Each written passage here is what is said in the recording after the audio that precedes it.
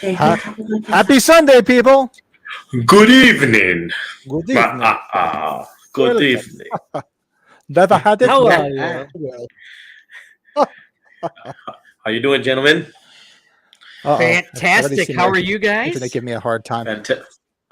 I'm fantastical. Fantastical. Pat's eyes are And looking pretty good, if freaking-tastic. I could tell.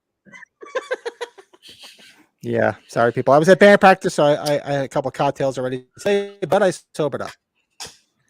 Better Sure. than Responsible. Sure. Better than band camp, Pat. Better Well, than let's band see. camp. I told the guys in the band. I told the guys in the band to join in the chat tonight. Let's see if any of them took me up on the offer. I said, "Come on, guys, I'm going live tonight. Come on, hang out." The band, Dale, with the band. Yes. You're going live with your podcast band. Oh yeah, that's right. Yeah. I don't know if Come on, man. One of my favorite Those movies, are Blues jo- Brothers. So, where's the caddy? You traded the caddy for a microphone? Okay, I can see that. It's an old Mont Prospect police car. They're practically giving them away. I know that's it. right. Sorry, Mont Prospect's only 10 miles, 15 miles away from me. So I know. How are you? How far are you from Calumet City? Calumet City is closer towards Indiana. We're probably looking at about just over an hour 10. It's not the greatest of areas to go. No, it's close Very to Gary, Indiana, if you know who's from Gary, Indiana. Michael Jackson. Gary, Indiana. Why? I know it. Michael Jackson. That's Jackson. right. The The Jacksons. Jacksons. The Jackson 5. Oh God. Going to start moonwalking. Oh my goodness. First person to gracious. admit they're in the chat. What's up, man? Big? How are the How is how are the everybody- pizzas going? Oh, yeah. What's on top? What's the toppings? I need to know. What are the demands? Very simple. Very simplistic. Just pepperoni. We Hey, want to party goers. We put some, we did some impossible sausage on homemade pizzas, and it actually wasn't that bad. I was Ooh. surprised. Plant-based Oh, sausage. that sounds delicious, actually. Impossible Yeah. Sausage. I haven't seen that movie yet. I got to check it out. That would be a good name for a movie. Hey, speaking of That's a good name for something else, by the way. But we'll Yes. we'll get on that later. well, I don't know, Joe. Did you go see the Bear movie? Did you go see Cocaine Bear? I know Pat Oh, and I saw We've it. all seen Bear. yep. We've all seen Bear. We definitely saw Cocaine Bear, yes, sir. It was something. I'll tell you that much. It Our was something. review list tonight, we're going to do 6, so I mean, we'll save that. But it was definitely interesting to save the.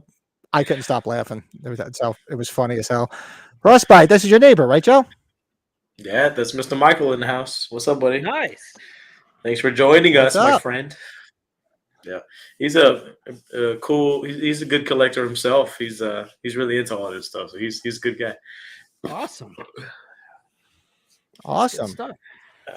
Cool. All right, Oh, we got a yeah. full show tonight. We got anything new in our collections. We're going to be doing our actors with Halloween movie, which wasn't as easy as I thought it was going to be. We're going to do that. We're going to do a movie Same review here. of Sick. We watched Sick. Well, we could talk about some movies that we did watch during the week. I know we all watched Cocaine Bear, but maybe we'll save the Cocaine Bear review for next week because we're doing Sick tonight. Yeah, no, we got And, we got some we got a pretty spotlight great tonight. topics We have an today. announcement We got of- some good topics. Yeah, we do have we're going to be announcing another podcast that we'll be doing. I think to be talked about doing bi-weekly, but we'll talk about that in a little bit. It's going to tie into my collectible spotlight, so we'll do that towards the end of the mo. Who wants to go first? You guys got anything new, or you want me to go first? Whoever wants. You guys, we'll show some of the new stuff in our collection. We'll do our beer review because then I can because I'm getting a little parched, but.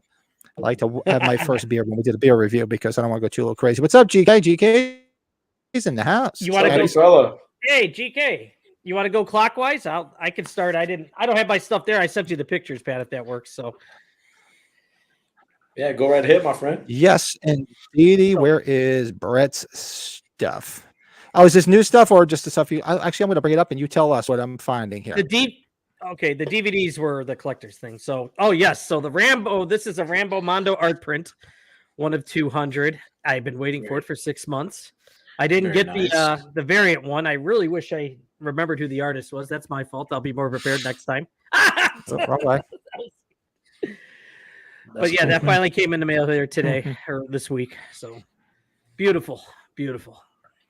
Very nice. Very nice. Hey, yo. Cool. So that's your new pickup for the week. That is my new pickup, and then I got those Halloween shirts. I don't know if you got that on there. Awesome. Awesome. Awesome. I did. Hold on. Let me just try to do professionally here. Halloween shirts. That's right it here. right here. I got it on right now. That's the Nice. dark one. Look at that, and look how sexy it looks on you. You sexy beast. Yes, it'll look a lot nicer once I lose some pounds. Oh. But that's Dad bods are in. Hercules. Dad bods are in. Don't worry about it. That's true. Dad But bod. these were what, timed editions. You got Same the with shorts these shorts. too. You have the shorts on too. Damn right I do. Damn. Filth on right. He's got those shorts on. Look at that. Captain Morgan. Morgan pose. Let's get the shorts. Hey, you might have a little something pop out there in the bottom. Be careful. Hey, buddy. whoa. Hey, the shape. You're gonna show the shape. Like what's his name from? Is it cold Billy in here? Madison, remember? Did you see that guy's balls? Oh my gosh. We can't have, can't go without Another these shirt too. ridiculous- Would you get a variant? No, that was the long sleeve version. That's from that that timed edition. What's it? Rucking Fountain is the name of that company. That does Yeah, that. Rocky. Oh, Rucking Fountain. Rocky Right. Fountain. I've Yeah, seen that. that's Yep. These things were ordered almost in the summer, but this one I love how it's got Carpenter on the one sleeve and then Halloween on the other. But it's pretty much like the short sleeve one, obviously in the different cool. color. That's dope. Hey, thank you, Horror Green Book. Thank you, David, for joining us. By the way, thank you guys. Yes, thank you. Yeah. Sorry. Who's got Dave? Family. Finally able to check. Awesome. Thanks for hanging out, man. Thanks for Just a hope little you side enjoy what's note. going on. It's going to get ugly. So stick around. David served God with me in forbid. the Navy, by the way. Hey, Horror Green Book. Yeah. Oh, really? Wow. Thank you for your Yeah. service. That's awesome. Is a friend of yours? I ran into him at the rodeo, and I told him to check out the channel, and he's here. So thanks for joining, Mr. David. Appreciate you, brother. Oh, that's Thank you for your Cool as service hell, as man. well, you and Joe. Cool. Dope. But absolutely cool. That should be it. All right, I think, JoJo. for the fight. Not much. I just wanted to kind of announce that it's been I wouldn't say a busy weekend for me, but today is the official start of Haul-a-thon, guys. It started last year, and this is the second year. So it's a collab between Target and NECA, and as for they got some special exclusive items, a lot of Ninja Turtle stuff, Gremlins, a bunch of like fun stuff that they release. And it's real good. It's going on for a couple. I don't know if it's 3 or 4 weeks, but I kind of told Pat this the other day. I went on the hunt, and I covered in the past 2 days 13 targets, my guys. So That's 13. awesome. And Joe gave me a map. This was Joe's route. Yeah. So just to give you this So is just if you guys know where on- all the targets are in San Antonio, this is where Joe was. So this is my trip on Saturday, if I'm not mistaken. So we covered 7 on Saturday, and then I did 6 today. Yes. So let's just say, long story short, word had got out that they were going to release some items early. Lo and behold, somehow, some way, I missed out, but I did get a couple items from Haul-a-thon, and it's still going on. So, Joe, and I told you, that's literally one of my hobbies is going on these Target runs, and it's super fun. And Haul-a-thon rocks. So this little guy I got, look at that. oh, he's awesome. Little funny, or what we call punies. He's an exclusive, or no? Is that Well, he was released around this time, so a lot of these items may or may not be part of Haul-a-thon, but based on my recent travels to Target, he was there. So I know he's a new release. I know that much. okay? Yeah, the thrill of the hunt. That's right, Horror Green Book. That's right. So this one's cool. I have a whole collection of plushies. I love plushies. All right. Let's see here. Okay, so we had talked about the Monsters movie, I think last episode, and I've been looking for this one. It's not the San Diego Comic-Con exclusive, but it is at your local Targets. Welcome Zombo, boys and girls. Zombo. Look at that. Yes. Zombo. I believe Rob Zombie played this character in the new movie, right? Am I mistaken in saying that? Oh, really? I didn't catch that. That's cool. It was him. But Was that him that did it? I think it is. I think that was him. Try to look it up. The actual, it's a play on the original series. This is the new Zombo version from the new movie. So he was a great find. I want the San Diego Comic-Con. It comes with like a white sleeve. And yeah, this one was amazing to find. I got super stoked when I found this one. So no, man, the NECA just is knocking it out the park. I can't even tell you how cool this is. Super cool. Yeah, Pat's got some great photos there. Look at that. Very cool. Awesome, Pat. That's cool. All right. So when it came to Haulathon, right, you kind of get an idea. There's one thing I didn't get my hands on as of yet, but there was one main item that I wanted that made me kind of decide to go on this hunt. And out of all of my travels to the fucking 13 Targets over the past couple days, I found one of these. One, and it was worth it. It was worth it, guys. And the one and only Rogue Derelict, the last Ronin. Look at that. Super cool. And this is a variant. I already have the other two, but this one, the only difference is he's kind of got like this red color to him. Look at that. Super cool, man. It's pretty badass. And this is when I first saw the Haulathon thing coming out. When I saw this, I freaked out, and I was like, I gotta have it. And I was able to get my hands on just one. This is the only one I found in 13 Targets in the last 48 hours. Wow. So, happy hunting, everybody. Target. Happy hunting, everybody. So that is what the Caffeinated Collector. Seriously, that's what's going on. That's what's new. Joe, I'm going to tell you, if you do that, if I come down there and visit you with that map, wherever there's a brewery, drop me off. I'll drink as much as I can. You pick me up. That'll be the new thing. You know what? And I was thinking about doing something like that because I don't know how many we counted. There's over 14 or 15 Targets in the loop of San Antonio. Okay. Right?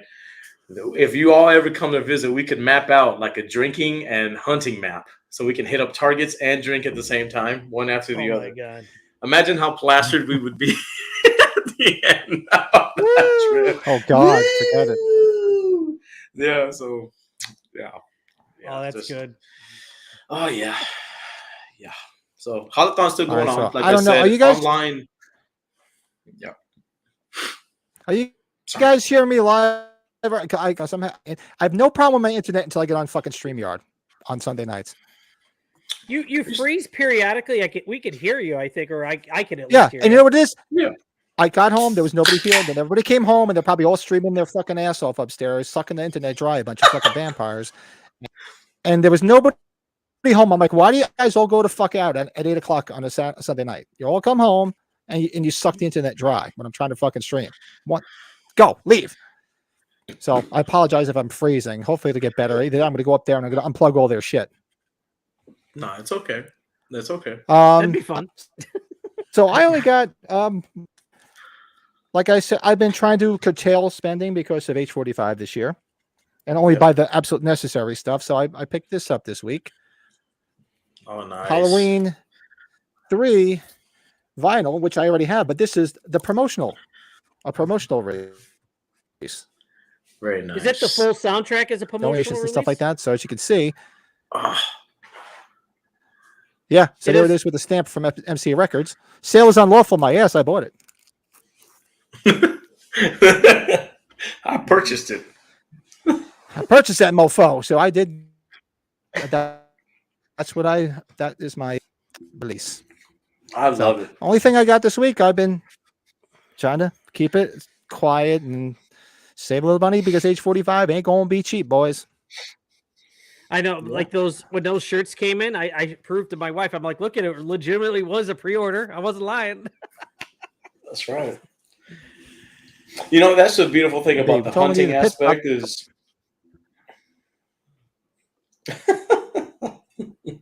What's Ranch Waters? Oh yeah. Am I missing? What's Ranch Waters? It's a popular drink down here. It's tequila with like soda water, so like Topo Chico or and lime, and then sometimes they rim the glass. It's really good. You guys got to try it. I was feeling it when I went to a benefit on Thursday night. The big drinks that they were making were Tito's and club sodas. And since it was a benefit, you're not paying for the drinks. It's an open bar, right? It was 2/3, 3/4 vodka and just a little club soda. I'm like, that's not lasting long.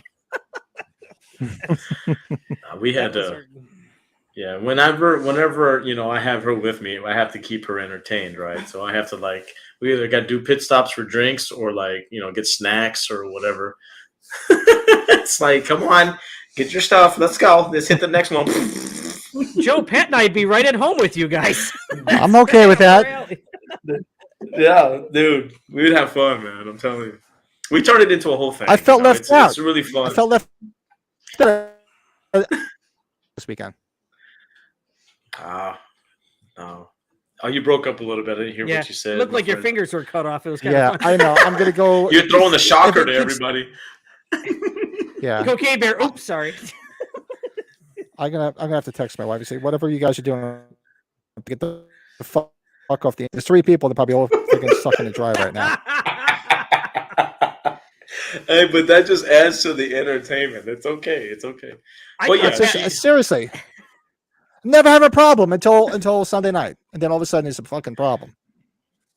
It's all right. You were right though. The whole characters we wish were or actors that were in the Halloween franchise. That was harder than I thought, but I guess that made it fun to do. If you can't, can't name them off the top of your head. It's just right because I ran into that problem because it was kind of hard. But what I did was I took the original movie and I simply just envisioned people that I'd rather see in those roles. So people that never been in horror movies, I put them in those roles. Yeah. So I kind of simplified it that way. I'm excited for that list, by the way. It's gonna be fun. Cool. It's gonna be fun. I'm super stoked. It was cool when we did the Phil Fantasy recasting thing way back when. It was a lot of fun to do that. Yeah, because this wasn't necessarily a recasting. It was just a way for you to kind of just think outside the box. Like, who have I not seen in a horror movie that I would love to see play this, in this franchise? And I kind of specifically picked characters for them to play. So I was excited. All right. Well, more importantly, that's the new. I'm getting annoyed because of this fucking internet issue. I just texted my wife, told everybody to get the hell off the internet, and I'm getting parched. So let's do our beer review.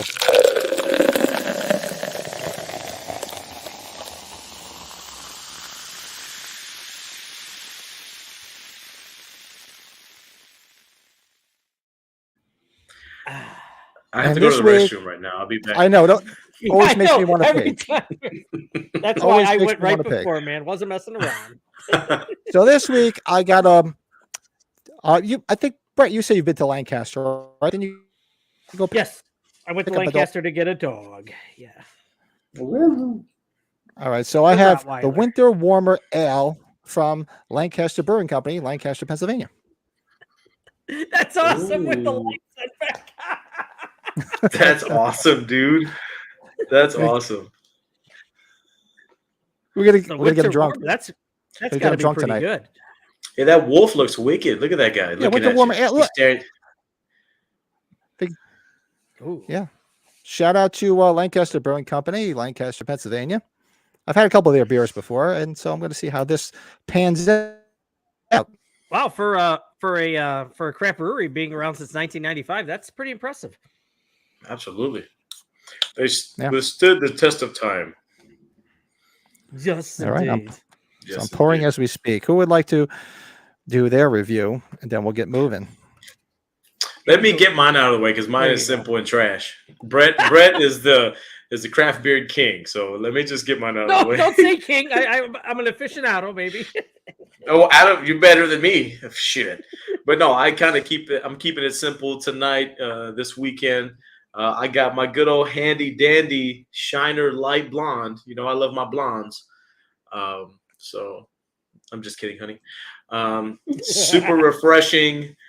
super delicious, and it's kind of my go-to because you have kind of like your line of light beers. I'm sure you know that you could understand this, Brent, when you're not trying to drink too heavy. You just want to have something to sip on and have a good time and not feel too crazy. Shiner Light Blonde, man, never let you down. Yeah, blonde, a light wheat beer, or a light lager or pilsner. That's usually kind of where you're fitting in right there. Absolutely, man. So you can pound these and not feel bad the next day. So happy drinking and cheers, my guys. Nice. Shiner, they make a Shiner Bock beer. Miller High Life, the champagne beer. Oh, the High Life. That's right. High Life. That's right. My guy, cheers, brother. All of us know that, the champagne. That's nice. That's my bowling beer. That's the beer I drink when I go bowling. Yeah, it's that beer you drink and you pick the pinky up, You're dang right. Those bottles are awesome, too. Like, if you get the bottles of those, that are so good. Well, even the cans anyway, it's good. Absolutely. Okay, well, you got mine. I think I showed you guys a picture. I bought this a few weeks ago. Joe, I don't know if you saw it before. I thought I showed it to both of you when we were talking on the side. But it's from Riverlands Brewery out here in St. Charles, where Donnie Wahlberg and Jenny McCarthy live, not too far from where they're at. But it's a take on Planes, Trains, and Automobiles. It's Between Two Pillows. It's a hazy IPA. Hey, but you know what? That's like one of the best scenes in the movie. Oh, yeah. And it's that. Look, they got them in the car, and that's amazing. That's awesome. Whoever did the artwork, it's actually it's a collaboration. They did it with another brewery in Naperville, Solomos, but doesn't matter. But it's a hazy IPA. This is the last of my 4-pack. Hazies usually got to drink when they're pretty fresh. So typically. But no, I love the scene where they come to a complete stop and the fucking steering wheel is like bent over. Yeah, you know what I'm talking about? And he's like, oh. Yeah, Steve Martin's nails are stuck. Dude, that is comedy gold, that movie. And talk about heartwarming movie too, really, when you get to the end of it. Oh, what a great movie. GK with the Sapporo, one of his best roles. Sushi. Hey. Oh, wow, that's a combination. There's Sapporo there. Yeah. That's my guy. That's a little fancy tonight for us. We're kind of I poured it into a double deuce glass too. It's kind of hard to see. Nice. Oh yeah. There it is. Look at that. A double deuce. Nice. Let me see the head. Let me see the head. He said head. Oh, God. In case those Agnac guys come in since they did the Roadhouse stuff. So. Yeah, where those guys at, man? Yeah. I watched their last episode. Hey, thanks for the shout out to those guys. Thank you for the shout out. You guys are cool. Thank you. Great guys. Yeah, much appreciated. They're actually doing a stream right now, I believe. That's where they are. Oh, okay. If you guys check that out after the fact, thanks again for the shout outs, guys. Thank you. Yeah, that Roadhouse episode they did. No one did something right now. Buddy, if you're a Roadhouse fan, watch that 35-minute episode or whatever, however long it is, usually around that time. That's right. Oh. Sapporo. All right. So what do you got? What are the movies? What are the movies you guys want to see in 2023? And we'll include some of the ones we've already seen because it is almost March. And I know a few of the ones that were on my list I've already seen. So go around, everybody in the chat, let us know. Drop them in because maybe there's some movies we don't know about. I put of some movies that I want to see in 2023. And there's actually a few I can rattle off the list that I've already seen. What about you guys? Yep. Yeah, I think you were right. Like Megan, I know would have been on my list. But Saw Megan. I kind of said that. I didn't mean to. Yeah. I have a long list here. I have a long list here, guys. Saw Cocaine Bear. Oh, yeah, Cocaine Bear. If you count, that's kind of like the horror comedy. Yeah. I got a list here. Honestly, I'm excited to see the Strangers remake. Did y'all see that? That's my fourth pick, Joe. That looks good. Oh, are we going to do a list? Oh no, I didn't mean to say list. I'm sorry. No, I was just saying that's the fourth one I put down on my list. Sorry. Okay. Just talking. Oh, okay. Because I have a list. I don't know. Who's in it? Now, who's in that, Joe? Who's in that? I don't know for sure. I read about it, and I was a big fan of the original, so I'm excited to see what the new one's going to be about. super excited. I like Strangers Prey at Night. Good sequel, really good sequel. And those three just did the Myers house in North Carolina. They did a visit at their place. I was like, oh man, they'd be cool to meet. Yeah. Oh yeah. Another snap. Mm-hmm. Yeah, that's on my list. Yeah, Scream 6 is definitely on my Scream? list. That's what, a week or that's 2 weeks, right? March 10th, 9th. The thing with Scream, it's everything you're hearing about it seems to be much more than people were expecting. And you know, the people that are trying to go spoil themselves and supposedly finding the stuff that's been spoiled out there, yeah, go have at it. I'm not gonna. So nope, yeah, don't want no part of that. Spoilers. I don't want any of that shit. I want to be surprised. So come on. There's the Children of the Corn remake that was made 3 years ago. That's finally coming out. That's something I'm intrigued on. Oh, nice. Yeah, it was made in 2020. I didn't know until I was looking up my list. I was like, oh god, now it's finally coming out.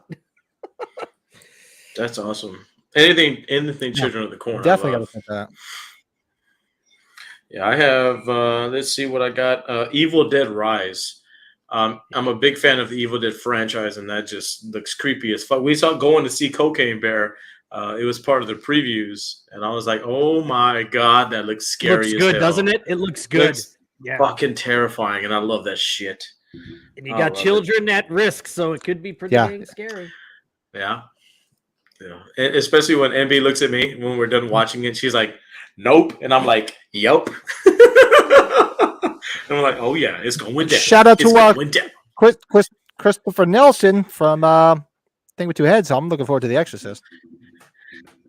Oh yeah, yes indeed, David Gordon Green. Yep, that's right. Yep. Demi. Evil Dead, right? Knock at the Cabin. I have to see that, you guys. I think both of you have seen that, right? Yes, sir. Yeah. It was better than I expected. I didn't expect it to be what it was. So. Oh, I want to see the Boogeyman. That looks real good. The Boogeyman. Oh, that's this year too. Yeah. That's this man. Oh, okay. Another shout out to Saw X or Saw 10. Scream for sure. Absolutely. Saw 10. They're making another Saw? Making another Saw. Yes, sir. Oh, wow. Oh, Saw 10 for the summer. Saw X or whatever you want to call it. Yeah. They're bringing back Tobin Bell. There's one that was on my list even when I was doing my most anticipated movies just in general at the end of last year for this year. One, you could watch it on demand now, but I don't want to pay the money. There's Something Wrong with the Children. Has anybody seen that? That was on my list. There's Something Wrong with the Children. I put that on the list because I was reading the synopsis and it looked pretty cool. Yeah. What's that about? Hold on, I'm gonna bring it up. Some kids that kind of go a little loopy. Ooh. Yeah, it's let me bring it up here because I'll give everybody the rundown. Because when I was looking through some of these, where is the the two people take a weekend trip with longtime friends and their two young children, with their names, whatever, Ben or whatever, begins to suspect something supernatural is occurring when the kids behave strangely after disappearing into the woods. I love woodsy stuff like that. That's creepy as fuck. So sounds interesting, especially with kids. Why not? The Blair Witch kids. Remind you of the Blair Witch. Oh yeah. Yeah, and I wrote another one down. It was she came from the woods, which is almost sort of the same thing. I think it was like a witch in the woods. Let me see where the thing is here. I looked that one up and it sounded pretty cool. Super dope. So some of these I hadn't even heard of. I was like, oh man, I gotta check these out. Yeah, anybody see Skinamarink? I didn't see Skinamarink either. No. I've heard it's atrocious. I haven't heard anything good about it, but I was just curious. I heard it's trash. Infinity Pool. I heard it's worse than certain other videos. I heard it's trash. Enough said. I'll take your word for it there, pal. Yep. There's another one that, oh god, I'm trying. I got two more. I got Insidious 5. Insidious 5. Oh, okay. That's terrifying in itself. And then, of course, going to the movies recently, I want to see Renfield. Damn it! This is Nicolas Cage's comeback. You know what I'm saying? That was on my list. The horror comedy. Yeah. Oh, that guy. No, I'm sorry. I didn't realize the she came from the woods. Actually, came out February 10th. Oh, nice. And it was 1987. A group of counselors accidentally unleash a decades-old evil on the last night of summer camp. As the situation turns bloody, the group is forced to confront what stories are worth telling and what secrets are worth keeping. That looks pretty good. I love that shit. Oh, when I saw Escape from New York a couple weeks ago, there was that other movie playing, and I think it's going to probably be on demand. The Maya Goth one, not the or Mia Goth, whatever her name is. It's NC. I think they made an NC-17 version of it. Which Infinity movie? Pool. Infinity Pool. You guys? Yeah, Infinity Pool. Yep. Yeah. Yep. I do want to see that one. That's up there too. Infinity, unity. Anyway. Well, Chappelle show, baby. On this list, we've already seen it. It's on this list, but Winnie the Pooh, Blood and Honey. Oh my gosh, that movie has been getting destroyed online on YouTube. Everybody's tearing it up, man. It's worth a watch, but there's zero rewatchability as far as I'm concerned. It's like a car wreck. When you're passing by, you're going to look at it, but you're not going to want to look again. Yeah. It's like a one-night stand, and you never want to do it again. Yeah. Yeah. It's Well, Cocaine Bear. there's been one-night stands I want to do again, but that's well, it's like one that you don't want to. Like, yeah. Nope, Yeah. Cocaine Bear. Maybe we'll do a review of Cocaine Bear next week because we're doing sick this week. But Cocaine Bear, I haven't laughed that fucking hard in a long time watching a movie, man. Oh God! And Pat was on the phone with me after I got out of the movie. I saw a late showing because I had a long drive home, and I wanted to talk about it, but he hadn't seen it. I was like, "Oh, dang." Yeah, we'll give all the spoilers and talk about it next week. We'll make that our movie review of next week. And guys, come on, let us know movies you guys want to see. Let us know if you saw Cocaine Bear. I'm assuming some of you. Come on, there's got to be some freaks out there like us that saw it. Yeah, shout out to Elizabeth Banks. I'm actually starting to like her work as a director. Yes, so shout out to her, man. She's kicking butt. So shout out to Girl Power, Elizabeth Banks. You rock. Baby. What's up, Big Steve? What's going on? You haven't seen it in a couple weeks. Whoa, hey, with the green. My guy, welcome back. And you guys, when we go show our old collection stuff, mine's related to Elizabeth Banks, but we'll get there when that comes up. That's why I showed it because it was related to Cocaine Bear. Yep, but we'll get there. Oh, dude, that's so cool. Yeah, I was super excited to mention. I had watched the two of the best movies ever made: Halloween 1 and Halloween 2 from Rob Zombie. Best movies ever, by the way. Oh God, I know why you're saying that. I got you. Just because we haven't seen them. Isn't the Salem's Lot this year, or is that next year? Aren't they? Yes, no, that's this year too. Yeah, it's this year. Salem's Lot was. If you go on Rotten Tomatoes, there's a whole list. There's The Devil Conspiracy. There's a movie called Blood. Mean Spirited. What's the one with Russell Crowe is the father, like the Exorcist movie? Oh, Exorcist movie. That's coming soon, I think, too. That's like sooner than later. I'm a big fan of Russell Crowe. There's a bunch of decent stuff that looks like it's coming out this year. So, and there's going to be some on demand we've never heard of. We have so many. Is that the remake to Fear? That's probably the remake to Fear, Pat. Like it might be. One. I like that movie back in the day. I love that movie. He's like, let me into the freaking house. Remember that scene where he's looking through the? Oh, I love it. Yeah, I always. Yeah, this is a year into living through a worldwide pandemic. A group of friends gather in the remote Tahoe Mountains to stay at the historic Strawberry Lodge. What was supposed to be a much-needed getaway and celebratory weekend quickly turns into a waking nightmare as the truth about the historic lodge slowly unravels in front of them. This group of friends will be pushed to the brink of survival. This sounds almost like Steve's comment. This almost sounds like a friggin' Shining, like a Shining in the cabin. Interesting. What did I miss? Love you, Steve. Love you, buddy. Thanks for coming, man. We missed you. It's like this. Steve's one of our guys that's got all three variants of the Halloween art books. I noticed. I saw a post. Yes, cool. Yes, he does. Yes, he put a nice frame. Yeah, Steve, we're gonna kidnap Steve one day. We're gonna strap him in a chair and do like the Clockwork Orange on him and just make him watch freaking Halloween, Rob Zombie's Halloween 1 and 2 on like loops, and watch his head explode. Yeah. We'll do the fully edited, like we'll combine the two movies and do like a 4-hour version. Just put him in the chair like Malcolm McDowell from A Clockwork Orange with the eyes. He can't close the eyes. Just keep putting the drops in. Make them watch it. Malcolm McDowell, I get you. There you go, Pat. Look at that. It all ties back to Halloween. Look at that shit, huh? Always, I eat the fucking shit. Always. There's a lot of cool movies, guys. And Murder Anyone? What the fuck is this? Murder Anyone. And it's supposed to be a critics. I thought you were talking two about the sequel of that. playwrights. Oh, it came out already too, February 7th.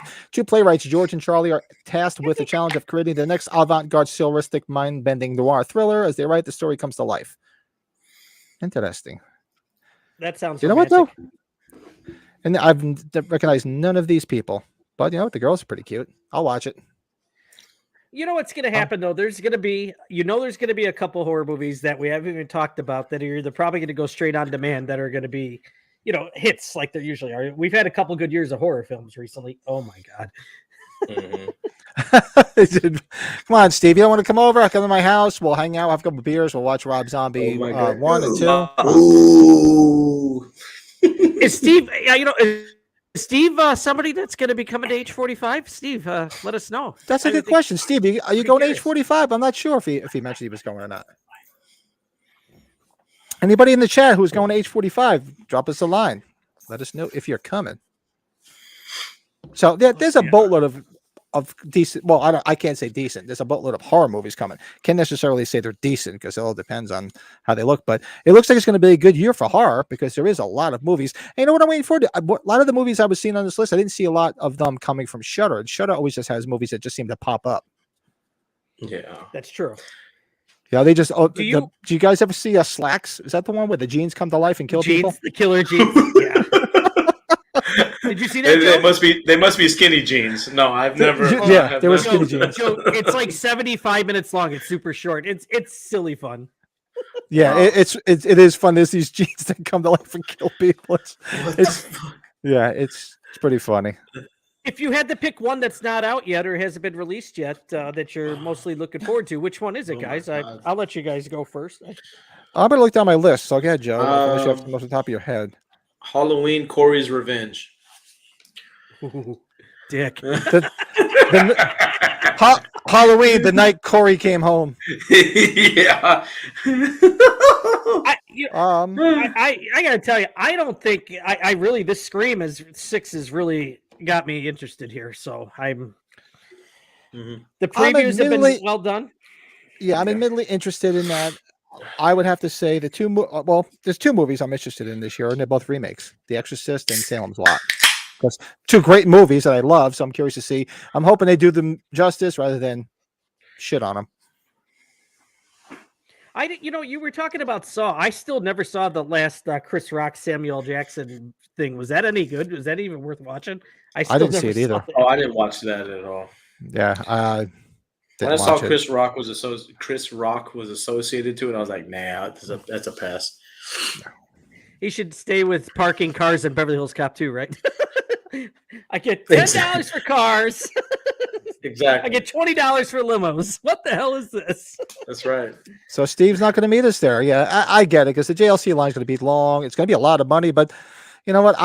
I'm looking forward to the convention. I'm not going to lie, just to see who's there and have fun. But I mean, my lifelong thing is, and Brett can attest this because he's been out there several times. I just want to get out to Pasadena and see the sights more than anything. Oh yeah. Take some pictures out there. Steve, it is very expensive, even if you would go on a plane. Yeah, it's that I'm going for spring break with my kids. We're going to see relatives in Vegas, but then we're going to California to hit some stuff up. But yeah, Vegas, to fly into Vegas is significantly cheaper than flying into Los Angeles or anything in California. California is just expensive. And we were talking about that again tonight. The wife and I were, we're just trying to plan some stuff, talk about going to Vegas first before we go out there. And, renew our vows in front of Elvis. That's lovely. Are they going to jump out of a plane? We're the flying Elvises. Oh, what was my that? God. That lousy Nicolas Cage movie. I remember that with Sarah Michelle Gellar and James Caan, Honeymoon in Vegas. Honeymoon in Vegas. Yeah. Damn. It's a movie I haven't seen in a friggin' minute. Holy shit. Flying Elvis's Utah chapter. That's a good movie. So those are all. That's I mean, I can't think of anything else as far as new movies that you guys have. Anything that you guys noticed that was coming out that we didn't mention that we have to look forward to? No, I just thought of the Salem's Lot one. I was like, I thought that was this year, so I'm glad that we did that one. Yeah. I think I covered what I was looking forward to, and you know, we're always being surprised. Horror movies in general just are on a freaking roll. They do, and they just pop up. Yeah, they just pop up, and you're like, damn, that was a good one, or damn, Winnie the Pooh was trash. Got coordinate. That's right. Get that Ron Simmons. Damn. That's right. Damn. That's right. But I will say this, and my two co-hosts will say this: if you haven't seen Cocaine Bear, go see Cocaine Bear. You're in for just a fun ride. You're in for a fun ride, and we'll do our review next week. You know what? But we can say this, and I'm okay, Sam. I'm sure you guys will say this movie is more violent than you'll expect too. So just it definitely is. I did not expect it to be as violent as it was. Yeah, that bear was fucking people up. It really was. Oh, look at you! You're getting certain. Like there's a hand coming from the side. Like she's okay. I know. Shout out. Coming for you. Support all your local Girl Scout cookies. Damn it. Joe, when I told you guys I was at Sam's Club yesterday morning. 2 boxes of Thin Mints, 2 boxes of the peanut butter, the chocolate peanut butter ones. Oh man, the Thin Mints. They're in the freezer, Joe. They're in the freezer. Love you. Support the girls. So good. $5 a box. Dropped 20. That's right. The way they put it, they're very smart. They put 4 boxes for 20. I'm like, okay. Well, you know what? What's weird? Did you ever go to I'm assuming you guys have the same, pharmacies, whatever. But you guys have Walgreens. I've gone to the Walgreens, I think it is, and you see the knockoff Girl Scout cookies. Oh yeah, we don't play that around here. No, and I'm like, man, that's not right, man. You're supposed to be supporting them as much as they're expensive. It's like $11.50 for one fucking box nowadays. But that's just wrong. It's like you're stealing from the Scouts. That's not cool. Crazy. Yeah, I pulled the whole Nacho Libre. Get that corn out of my face, man. Get them cookies out of my face. Well, the problem is, you know what happens? The whole box is gone within a day. Well, that's it. Yeah, and they're not fucking cheap. Hey, Nacho Libre. What? What's up, bro? What's up, Libro? And I'll never forget. Shout out to my brother back in the day. Growing up as kids, my brother and I had to share a bedroom. And I remember, it wasn't my brother. I apologize. It was my cousin who came over, and he came over to sleep over, and he was sleeping in my bed. We were sharing a bed. We were about 10 years old. He ate a whole box of Thin Mints and threw up all over my bed. Shout out to my cousin Jimmy. Oh, that's righteous. You know when you roll over, you're like, you're like, would I just roll in? Don't you miss those days, though? Miss those days. And it didn't smell like mint. Oh, God, that's horrible. That's gross. But Joe and I talked about this. You got to have them in the freezer, though. That's the way to go. Oh, freezer. By far. The Thin Mints have to be you got to get that little cold crunch.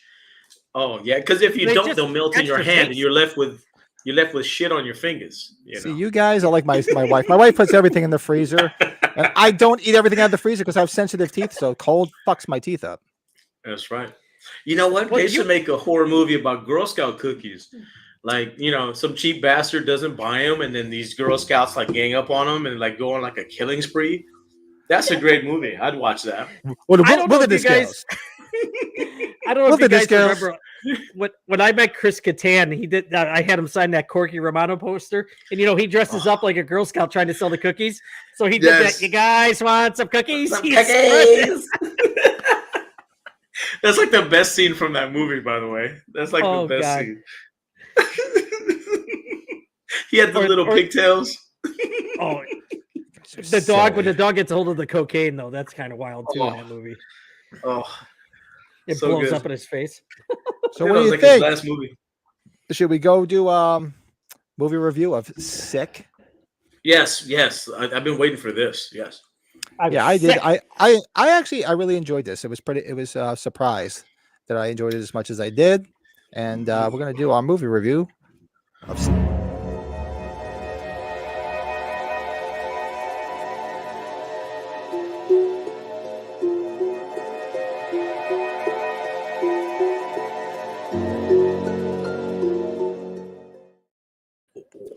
All right. Who would like to go first? Whoever. I don't mind going first. Go first. Well, all right. Jump into the fire. Go first. All right. So I'm going to first start out by saying I love the writer, Kevin Williamson. And Pat, I know you're a big fan of the Scream franchise. You know who this man is. Yes, I do. So with that in mind, he was tapped to do H2O. That's right. That's right. And shout out to you, Brent, because I remember back when you brought this movie into the forefront. You shouted it out, and you saw it, and you let us know, and that's what made me go watch it. So me and MB, I felt annoying. I'm sorry. No, not at all. So we took the time to watch this movie, and I thoroughly enjoyed it because it was, how do I put it? It kind of made fun of the whole COVID thing, right? Yes. But it didn't do too much of that. Like it was like early on in the film, and then at the end, you kind of heard about it, but it wasn't really throughout the film, which I appreciated. Like I think it had just the right amount of making fun of the whole COVID thing. Wasn't crammed down your throat the whole movie. Yeah. So the kills were great. I love the guy at the end. I can't remember his name as an actor. He was in that movie Alone. Alone, which is a movie I had seen before, and he was the kidnapper killer guy. The dad at the end of this movie, the dad? Yeah, that guy, that crazy dude. Yeah. He's a great actor, and the fact that he was in it, if you do some research on the film, you're gonna find all these crazy connections to like past movies, like the movie Time Cop. I think it's like the dad who directed Time Cop. The son is the guy who directed this movie, if I'm not mistaken. Peter like Hines' that. kid. Yeah. Peter Hines. Yeah. And I love Time Cop, JCVD. I mean, where can you go? So it's really well made. Kills are great. I loved kind of like the girls were stuck in this house, and then these people are trying to come in there and kill them, and not to give away too much, but overall. Before we say spoiler alert. Yeah, spoiler alert. Sorry. The movie was super fun, and it's short. Yeah, it doesn't waste any time. It's to the point. It's direct. I love the beginning scene. I looked at the beginning scene and I looked at MB. I was like, yeah, he's going to get killed. Anyway, I'm going to leave that out there. It's like you saw it coming. But overall, the writing was great, obviously, because we know why. The acting was pretty decent. The kills were great. I have to just say I thoroughly enjoyed it, man. I give this movie a 7 out of 10. 7. Very respectable. 7. I can see that. Nice. And Sick is the title of one of my favorite Slipknot songs, by the way, and that'll tie in later to something else we talk about. Ooh, look at you bringing it all home. That's right, my friend. That's right. Woo! Well, we go this way if you want, so I'll go. I pleasantly surprised by watching this. I had no idea what it was even about, which both gentlemen here gave me say, "Oh, Pat, you got to watch it." And thankfully, you didn't say anything about it because it's nice when you don't know anything and you go in, blindly and you're pleasantly surprised. And it was not. I enjoyed the movie. I enjoyed the two characters. The two girls were cool. They were fun to watch, and it left me wondering because I didn't know who this guy was and why he was after them. Because you don't really know, you have no fucking clue. So it was nice. It makes you want to finish watching the movie to say, well, all right, why is this guy trying to do this? Like, okay, spoiler alert, he killed the guy in the beginning, but now why is he following these two girls to this lake house? You don't know why. So it makes you want to watch it to find out what the fuck happens. And it's cool the way he snuck around. It was almost like a cross between Hush and Get Out, the way he was it was him, and doing his thing. But pleasantly surprised with the turn of events. It was, it's not a lot of gore, and not a lot of. Towards the very, very end, a little bit, but not very much. But it was more it was more suspense than anything. Yeah. Which I really did enjoy. I thought it was a lot of fun. I like the characters in it, the two girls, the way they interacted and the way they were was cool. And the twist towards the end. It was one of those things where after everybody going through this pandemic, you just want to shake your head and be like, seriously? And then you think about the twist and you wonder, like, God, are there people probably out there that are this fucking crazy to do something like this because of something like that happening? you know, and it's pretty. It was a pretty. And I told my wife about it. I was telling her I was watching this movie, and she's like, I'm surprised there aren't a bunch of people out there that are so crazy they haven't done this yet. I'm trying to blame people for killing somebody, COVID, but it was good. I liked the way it twisted. It was a lot of suspense and a lot of fun, and it drove me crazy who the mother was, and it drove me. And I was cooking dinner the other day, and I usually have the TV on. I always have Pluto on in the background, and we've been watching. I always watch Frasier, and I realized that is Niles, Frasier's brother's wife from Frasier, the mother. It drove me nuts. Are you serious? Yeah, they were married. Oh wow! They were married for a very brief time on the show, and then he ended up divorcing her and marrying Frasier's in-house woman. What the hell's her name? Daphne. But it was because I'm like, I know I've seen her somewhere, that I'm not paying attention. It's on in the background. I turn, I'm like, there she is. It's fucking Niles' wife. It's the one that he always referenced, right? It was like the one. No, that was the wife. That was the one you never saw. You never saw his original wife. This was the one he ended up marrying right before Daphne was getting married, and then both of their marriages like sort of fell apart because they came together. Okay. Because there was always it was always him liking her, and he only married her for a brief time. She was real snotty. Nobody really liked her. She played like a real snooty bitch. Got it. But yeah, if you've ever watched it, it was her. That's what, and it drove me nuts. I'm like, I know I've seen her. Where the fuck have I seen her? Turns out that's where I saw her. But all right, my long-winded answer, I'd give it a 7. It's a lot of fun. There you go. And a quick watch, which is nice. So if you don't have a lot of time, you want to watch a nice, fun movie, it's good. This movie could have totally been a lot longer, but if it would have been longer, I think it would have been a bit more disappointing. It was the right amount of length for it. Kevin Williamson, man, you got to watch everything he does after Screaming. Once again, he uses the phone as a prime thing, and it was more involved with texting this time, and as opposed to texting. Today's age, and you're right, Joe. It makes fun of the whole COVID thing pretty well. Especially, you got to think about when you go into a grocery store when there was the shortages and all that shit going on. Oh God, yeah, we probably just knew people. We weren't at college, or Pat, I don't know if your son was at college when that was going on, but kids, during the pandemic, when that all happened, that was kids being at college and everything, whether they were coming home and everything, it was a odd thing. So I could only imagine, these two girls, one girl seems to be loose with the mask. One girl doesn't, is very strict with the mask, and similar stuff that we were seeing during COVID. So it played off pretty well. Yeah. And I'm going to tell you one thing. I would love to have that cabin. That was a badass cabin. It was really nice. That was beautiful. Holy shit, it was. That was a badass cabin. I'm like, oh man, where is this at? This is gorgeous. But the girls I thought the girls did a hell of a job. What happened here? This is her right here. Oh yeah. That is her. Wow. That's it. I like it gets incredibly dark. The majority of the film's in the dark, and it's I don't mind that. I think it makes it a bit more suspenseful. And a lot of great things happen in the dark, for sure. Mm-hmm. Don't be afraid of the dark. Don't be. Woo! But so I would. What was that? I'm sorry.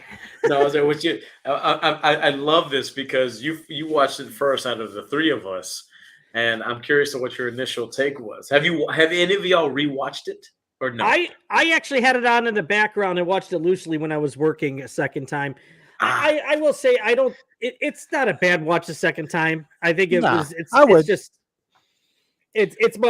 doesn't hold up after seeing it the first time, obviously, but it's still worth watching. It's fun, right? Like, and there's not that many people in this film, too. That's the other thing. It's I think you could count. I don't want to say count with your fingers. There's probably more than that, but not too much more. Especially after the first act. Yeah, once you get towards the middle, it's like hardly anybody. Just you figure at the cabin, it's the two girls. Mm-hmm. The one guy that came up for the one girl because he liked the one girl, so there was the three of them, and then there was the father, the mother, and the son. So 6 people once they get to the cabin. That's it. Until she goes next door to the neighbor to try to get the neighbor to get help. So that's 7. And he gets killed.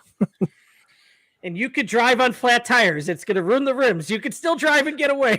Dude, if I was trying to run from somebody, man, I would drive until the whole thing exploded, brother. I would not stop. I would not stop, bro.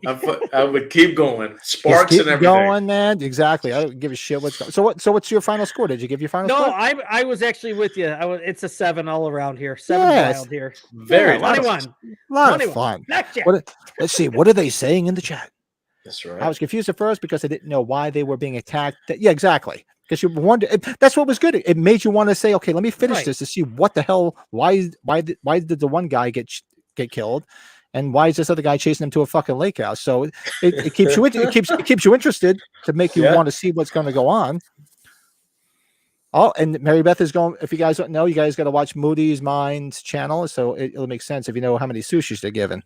Sushis. Yeah, you know what? You guys brings up a good point. You got sushis. We're gonna have to put something in ours. We got to think about it. Maybe I can't say beers. That would be silly. Oh, brewskis or something. Brewskis. I was thinking about that for you guys. I was like brewskis. Oh, look who's in the chat. Ray Taylor. This is the singer in the band. Hey, what's up, Mr. Ray? Hello, Ray. What's up? Don't tell me you're late. Hope you didn't get home just now. That was hours ago. I had to come home and sober up after hanging out with you guys. He had an after party after the party. What's up? We gotta get the band on one day. We'll do a live jam one of these days. We're getting the band back together. Oh, pumpkins! Hey, Pumpkins. Steve. That's a good idea, Steve. That's a real good idea. I do like that. Oh my god! Maris, let's take a poll. We should do a poll. Mel, obviously. Yeah, you never got you never saw Maris in that whole series. You never saw Maris. She was like Norm's wife Vera on Cheers. You never saw her. Got it. And that's the one that I was thinking about. Maris. They always referred to her. I'm like, who the fuck is Maris? Yes, you never saw her. Like you didn't see Wilson's face in Home Improvement, right? Oh, howdy neighbor. Yes, that's right. Howdy neighbor. You know what? Pat, Ray, glad you hang on. I'm glad you stopped in. That's not a bad. That's not a bad poll we could do on YouTube. Like, hey, what should we do as our star rating or our movie rating? Yeah, pumpkins. He said bad poll. Bad poll. Oh, yeah. And, it could be the stabs. It could be like knife stabs. Oh, man, Joe, you're throwing them out there. Holy I mean, right. we can. You guys can come up. We got so many. I mean, come on. You guys are amazing. I give it 4 peacocks. You know what? No. I think you just fucking won. I was thinking we can go. Oh, if you guys don't know where this is going, we don't want it to go there. I can give it. I can give it a 4. See you next Tuesdays. Hey, come on. Is there an emoji? Is there an emoji for peacocks? I'm gonna check that out. We can do see you next Tuesdays. Oh yeah. Oh yeah. Hookers 6.9 hookers. Big fan of hookers. Everybody should own one. You're getting your money's worth right there, buddy. You're getting your money's worth. I give it 9. What is that, MB? Is that what is that? I can't make it out. Is that broccoli? What is that? No, that is a peacock emoji. Look at that. Oh, that's a peacock? It's like broccoli. I'm like, we should rate it with broccoli? That's amazing. Yeah, look at that. It's like green. Oh, sorry. Yeah, it looked like a big bush. We could do that. We could rate it with a big bush. Oh my god! How many bushes you give it? I just texted my brother that. Oops. How many broccolis? We can rate it. We can do it by bush, and the hairier the bush, the higher the rated the movie. Yeah, the bigger the bush, the better the score. For all you old schoolers out there. Oh, God bless the 70s, the day before landscaping. So great. This is too much, man. So funny. All right, that is our review of Sick. If you haven't seen it, guys, I'm telling you, it's getting to the point, Pat. Pat. Yes, you're not gonna lose any waste of time. I should say is probably the best way. It's well worth it. Well, you know what? My lights are changing behind me. What the hell? Okay, never mind. So that's Sick. If you guys haven't seen it, definitely go check it out. But we're all movie fans and we always watch shit during the week. So let's see let's throw out some ideas. Let us know what you guys watched this week.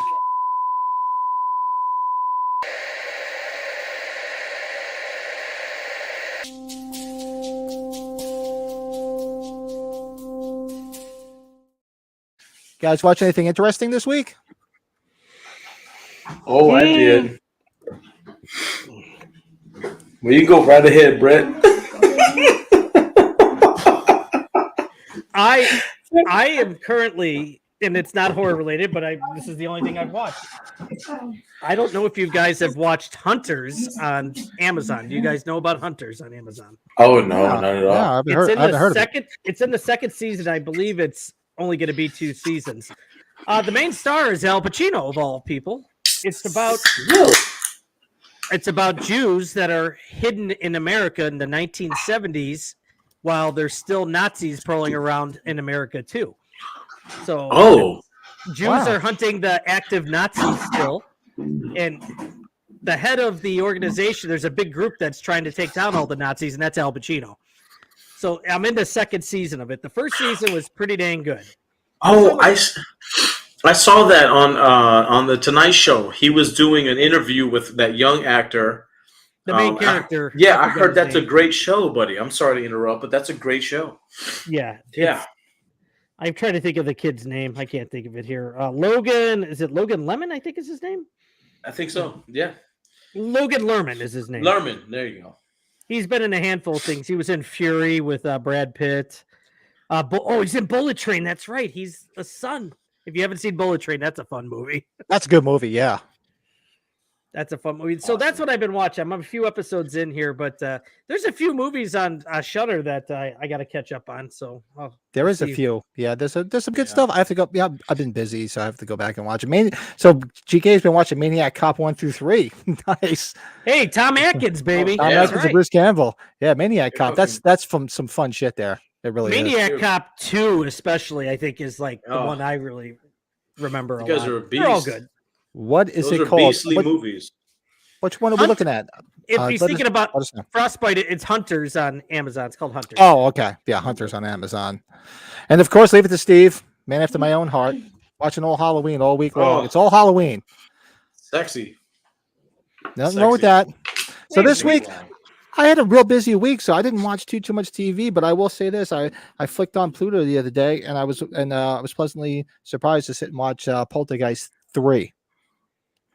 Oh, the third one, which I haven't seen in a long time. Wow. with Tom Skerritt and Nancy Allen. Made in Chicago. Made in Chicago, yeah. So it's been a minute since I've seen that, so I did watch that. I did Kelly watch O'Rourke. Kelly O'Rourke.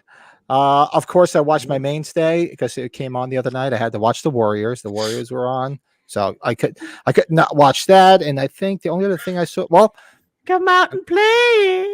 Yeah, Warriors. One night I'm gonna have 3 empty bottles here and just fucking do that one night. And I always Can you dig it? Can you dig it? So good. So yeah, that I watched that, and I think the only newer movie I saw would be I watched Sick, obviously, to do the review, and I did watch Cocaine Bear, which I said, we'll do our review on Cocaine Bear next week. Give everybody a little bit more time. It just came out this weekend, so everybody that's in the chat, if you guys want to come back next Sunday, make sure you watch it and just drop in the chat with us, and I think you'll enjoy it. Because our next episode is going to get real gangster. It's going to get real gangster. The bitches. Very, so very that's pretty much what I watched this week. Although I'll give a shout out to my lovely wife. She started watching on AMC, and I watched a little bit of it. What the fuck was it called? It was some Anne Rice show about witches with Alexandria Daddario. She's the star in it. Oh, you were asking me about that last night. Yeah. And I would watch some of it, and it looked pretty good. Shout out to my wife. She's been watching. I might have to go check it out. They look pretty good, and I love me some Alexandria Daddario. Do you think, cuz? Amen, brother. Yeah, so that's pretty much. Yes, and that was part of our booby snubs because you didn't get to see him. Yeah, no, especially on Baywatch.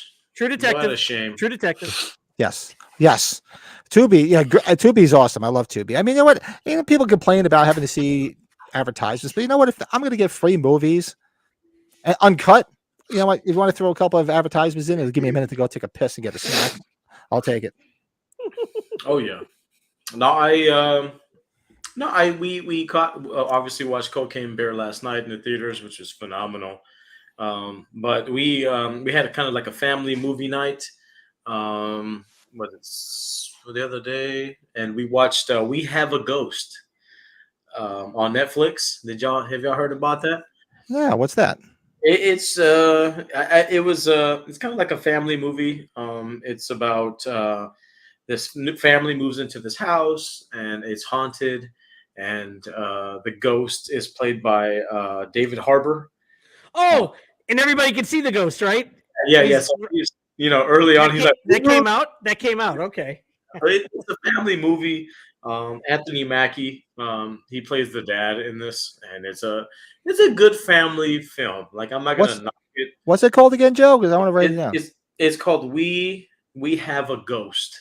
So this family, they move into this haunted house, and then they find out that there's a ghost there. The little kid does, and then the dad wants to become popular, whatever. So they put it on social media. Blah blah blah, and the ghost gets a following, and it turns into this whole thing. Not to give away too much. At the end, it was very sentimental. It was sweet. There's a big revelation on how he died, what have you. But it was a great family film. I got to sit down with my little honeys here and watch the movie, and it's not your horror movie per se, like the killing and the blood and guts and scary and all that, but it was kind of spooky, and it had a great story to it, and it was real fun. So we watched it. Looked like a comedy, or is it not really a comedy? It was a little funny. It wasn't overly funny, but it had some funny tidbits to it. Like within the family, it was funny. So, but I think you guys would enjoy it, being family men, as we all are. It's a great family. It's a great family flick. Yeah. I have to check it out. That sounds interesting. Yeah. I didn't even know. I have to tell my daughter about it. You know what? Admittedly, I'll be the first to admit, the only person I've been paying for Netflix for years, and the only person that really ever watches it is my daughter, and she knows a lot that's on there. So I'm going to mention it to her and say, "Have you seen this yet?" But I might have to check that out because she watches. That's what they were probably watching until I texted my wife to kick their ass off. So that's why my internet got a little bit better. You know what? You said Netflix. I did watch the movie with Eddie Murphy and what the other kid, Jonah Hill movie. It was okay. I did watch that movie. It was. I thought it was. I wanted it to be more funny. It wasn't as funny. What was it called? I didn't see that. You people, I think, right? Yeah, you people. You people. Yeah, I didn't mean to bring it up because it didn't stick out. I was like, got to watch everything Eddie Murphy. This is an Eddie Murphy fan base here. So. Oh yes. No, I just shout out to David. Yeah, David. Shout out to David Harbour, man. He's like on a streak, man. He of course in Stranger Things. He did Violent Night. He's in this movie, so he's killing it right now. Shout out to David Harbour, man. Love that guy. And Joe, you look at his portfolio before Stranger Things too. He's been in a lot of supporting stuff. Oh, dude, he's like waiting for his breakout role, and Stranger Things was his breakout. Absolutely, brother. He did. Yeah. I think he did a Monster Mania by Pat. He did. He's done a couple of conventions. We need to get him somewhere. Yeah, I love to meet that guy. Honestly, I got my Violent Night poster waiting. And he was a Santa in Violent Night, right? Yeah, he was Santa Claus. And I can't say enough things. I loved Violent Night. I thought that was a lot of fun. That was a good movie. He's so good in Stranger Things too, though. He's just got this. He's not the happiest person. He's kind of like, if you haven't watched Pat, I think Joe says he watches Stranger Things, but same thing. That's the way he played the Santa Claus. Remember, he was like he wasn't happy. It was perfect. Yeah, but he does have all in all, he does have a warm heart. So he's he means well. He's a grumpy bastard, but he means well. Yes, absolutely. Good actor. Oh man, that's right. Very cool. So drop in the comments or drop in our live chat or in the comments after. Let us know some good stuff that you guys watched. Give us some recommendations because that's why we figured we'd include this as part of our weekly stream because it's nice. There's a few things I just heard. I have to go back and check. We Have a Ghost. I didn't even know about it. So it definitely helps out. What do you got there? What is that? It's hot sauce. Hot sauce. It's getting freaky in San Antonio. It's like I still got a bunch of this shit laying around too. Who knows? Oh my god! Let me get my fireball chair. Oh, I'm sitting in it. You can't. Yeah, that's right. Oh god, that was so funny, Joe. You're like, oh my god, that's amazing. I love that chair. Joe, can I ask you, what do you use that for specifically? Like, do you put it on most things just to give it a little bit of extra heat, or? Yeah, pretty much. Literally everything I fucking eat. It's either this Valentina, or I'm a big fan of Tabasco. I love Tabasco, old school Tabasco. Old school. Okay, I like the Old smoked school. Tabasco for whatever reason. It's Oh, you know what? Smoked Tabasco was good, but even the Chipotle Tabasco. Chipotle. Oh, the I Chipotle. go to Chipotle. 6 Feet Under is a good. That's good. I like 6 Yes. Feet Under. Oh, That's good too. show. In The Wire. Absolutely. Oh, The Wire. Like those HBO shows back then. Ooh. Had the Wire. Had the Wire. The one guy was in Cocaine Bear, the detective from The Wire. Oh yeah. Yeah. The African-American Yeah. fella. Yeah. Sheet. She. Did they He show was- that? Was that part of the movie when you guys saw it? Right? It was, right? They show that in yours? Where they showed What? him saying sheet all the Yeah. time. And all the stuff he had done, that actor. That was That's it was awesome. great when they had, not to spoil the movie, we'll talk about it more next week, when he was doing he was running through his mind right before, because he had gotten shot. He was thinking about the little dog. It was like the Yeah. cherry on some fire. That was real funny. You'll- man. That- For those who that haven't seen it, dog you'll was understand when you something watch it. Oh, that Yeah, dog it was. something else. Yeah, so Ugh. that's definitely a fun movie, and shout out to the late great Ray Liotta. Now Very, I really very want to cool. know. Peacocks, pumpkins. Bruce We might have to. We know what we could alternate it. Maybe some peacocks, some pumpkins, some cunts. Oh yeah, maybe we determine it by what movie. Yeah, you're right. We'll just say, okay, which one are we gonna do it for? Yeah, we could do that. how many bushes is this one? Bush. Like Oh if there's my like a God. lot of nudity in the film or something, I don't know. They're drinking a lot. All right, boys. So that is what what we've seen this week.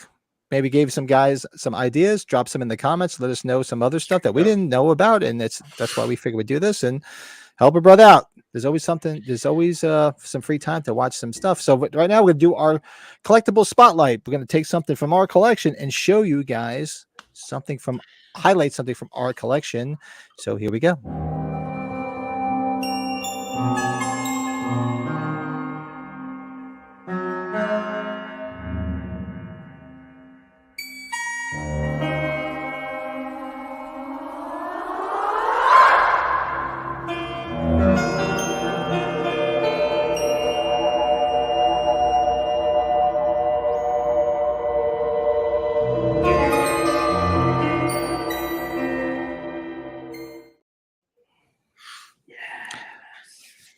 Bush. He said Bush. Bush.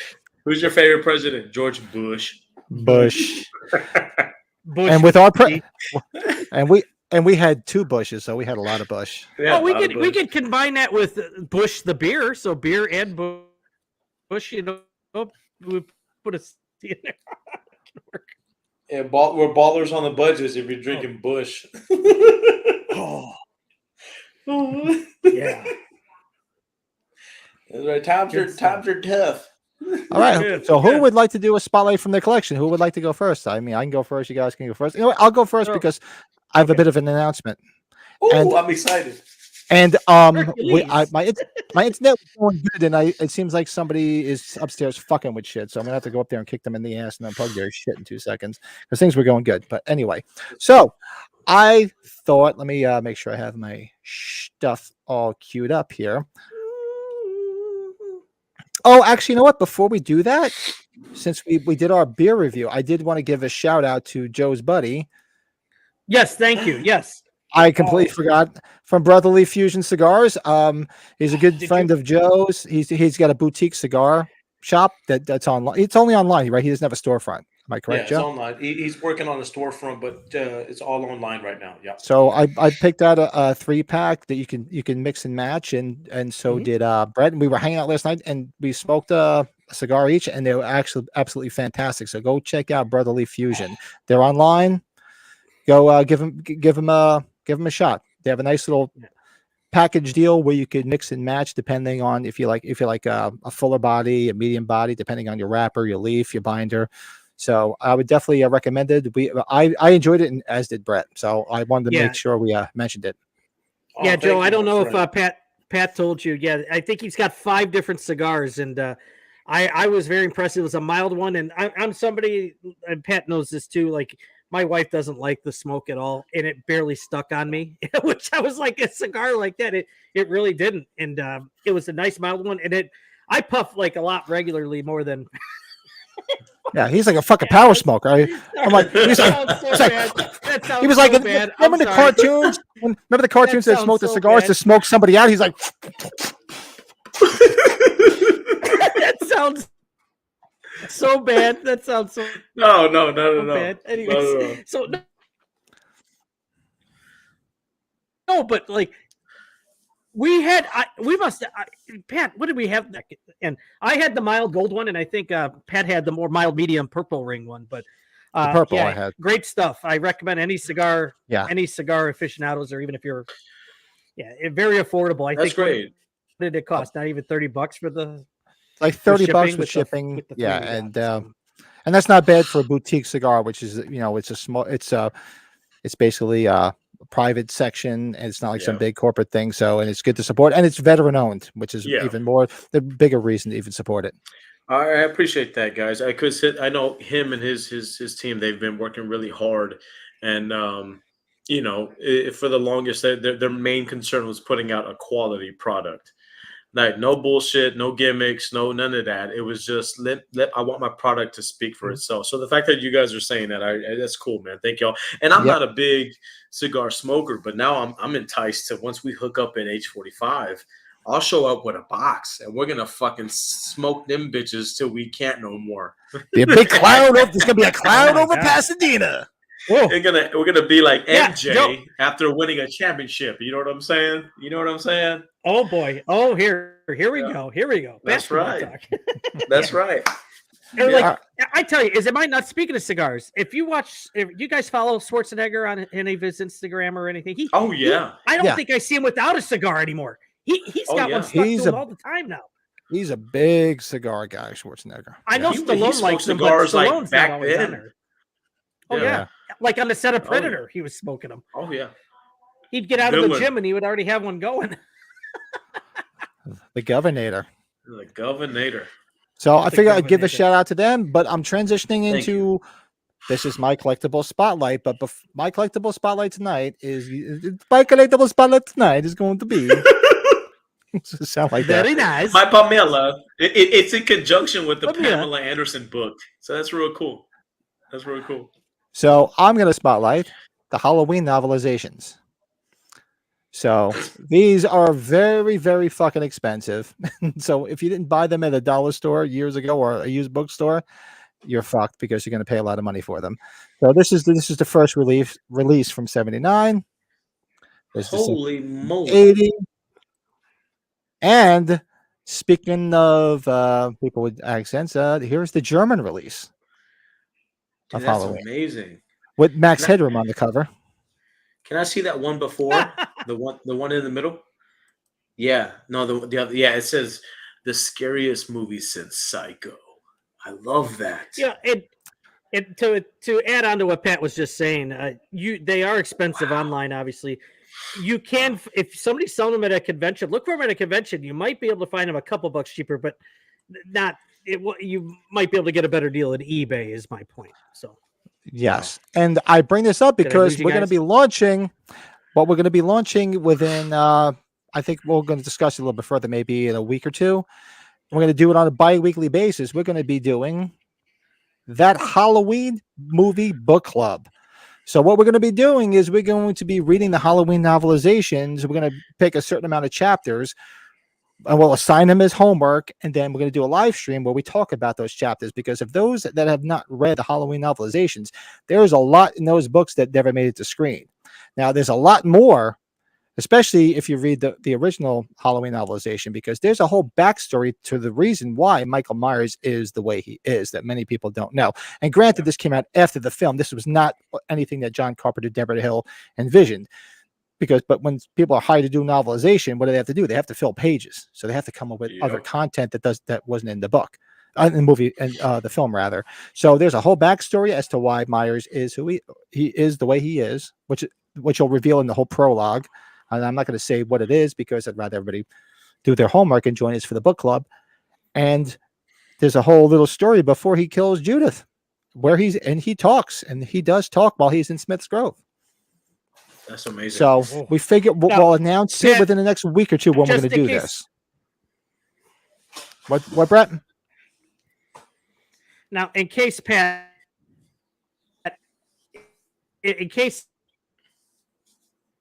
anybody sees these two covers, this is what I keep on forgetting. Are both of these covers I lost you guys here. I'm just back. No, you're okay, buddy. Covers it's not me. It's this time. It's you, right, Brett? Because I'm like, I can't hear you. That's Brett. Okay. I think he's asking, are these two covers the same? He's saying. Yes. Oh, no, review. My bad. Hold on. I should have brought that up earlier. That's correct. That's what I said. Yes. Yes. So the first edition and the second edition and the German. I'm assuming the German's the same. I should ask my son because he can speak German. I cannot read it, but I'm assuming that all three are the same. I've never heard of a variation between the three. Got it. So and just Curtis Richards is Jack something, if I remember right. Right. There was what? Man. No, sorry, bad connections. I don't know. Whew. Go kick people off. That's what I had to do. That's okay. It's okay. Tag you're in. Tag you're in. It's okay, buddy. But no, I have to just say on a side note, I'm super excited for this book club because of the fact that I want to be more well-rounded in terms of my knowledge of the Halloween franchise and everything in general. I have a love for the movies, but I feel that in order to understand it more and give you more insight, you got to read the books, man. You have to. And I've been putting it off for the longest, and I think this is this is a great opportunity for those who have never done that, who have just watched nothing but the movies. Hey, it's okay. As we've gotten older, reading is fundamental. Remember that shit when we were growing up? Go back, read these chapters with us, come in here and engage with us, and let's have a good time because it allows us to kind of take some time outside of our hectic, crazy schedules with the family, with work, and all this crazy stuff. And we have a good time recapping not only just movies we've seen, but, new books that we can read together. And I'm excited, guys. I am so stoked. This is going to be a lot of fun. So much fun. Yes. And I also want to bring it up, the fact that I know people out there might be saying, especially if you're a Halloween fan and you're a collector like we are, well, I would love to read it, but I can't afford $350, $400 for these editions. You don't have to. I will when I list this. Oh, we lost Brad, so he's got something going on with his internet. He'll come back. So what? Yeah, he'll come back when we launched the Halloween movie book club. I will send you the link. There is, I believe, 2 versions of it on YouTube where people read the book. It's like an audio version on YouTube, so you don't need to own it. And I'm pretty sure they do it for Halloween 1, Halloween 2, the 3 novels. Oh God, what the fuck's her name? I'll have to get them. The ones that were written, they weren't about the movie, but they were. Steve, help me out. The 3 novelizations. I'll get them in a minute, but they're also on there because the novels in the trilogy, the Halloween 2018, Kills and Ends, they're all on Audible. Yeah. So I listened to them on Audible several times, all 3 of them. And shout out to Halloween Ends. Those detractors that did not like the movie Halloween Ends, go on Audible and download Halloween Ends. The book is leaps and bounds better than the fucking movie. Just so you know, because you said that, I went online and we bought the hard copy, and I've been reading it. So, man, it's super fun read. It's more graphic than you would imagine. Yes. Oh my God! Like Michael is a badass in the much better than the book.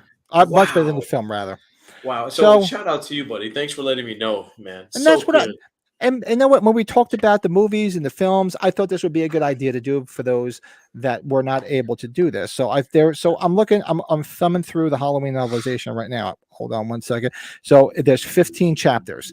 So we can probably break this up into 3 episodes, 5 chapters per episode. So assign 5 chapters for people to read, or go on YouTube, and I'll provide the link when I set it up. And you guys go listen to it, and we'll discuss the chapters, especially the novelization, especially if you're a fan of the 78 original. There's a lot of good backstory that wasn't in the movie. And granted, like I said, it came out, this was done after the movie was done. So you get the whole prologue backstory of why Myers is the way he is.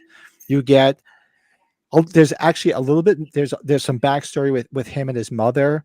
There's a story with him and his grandmother telling him about things about his history and he's talking to his grandmother.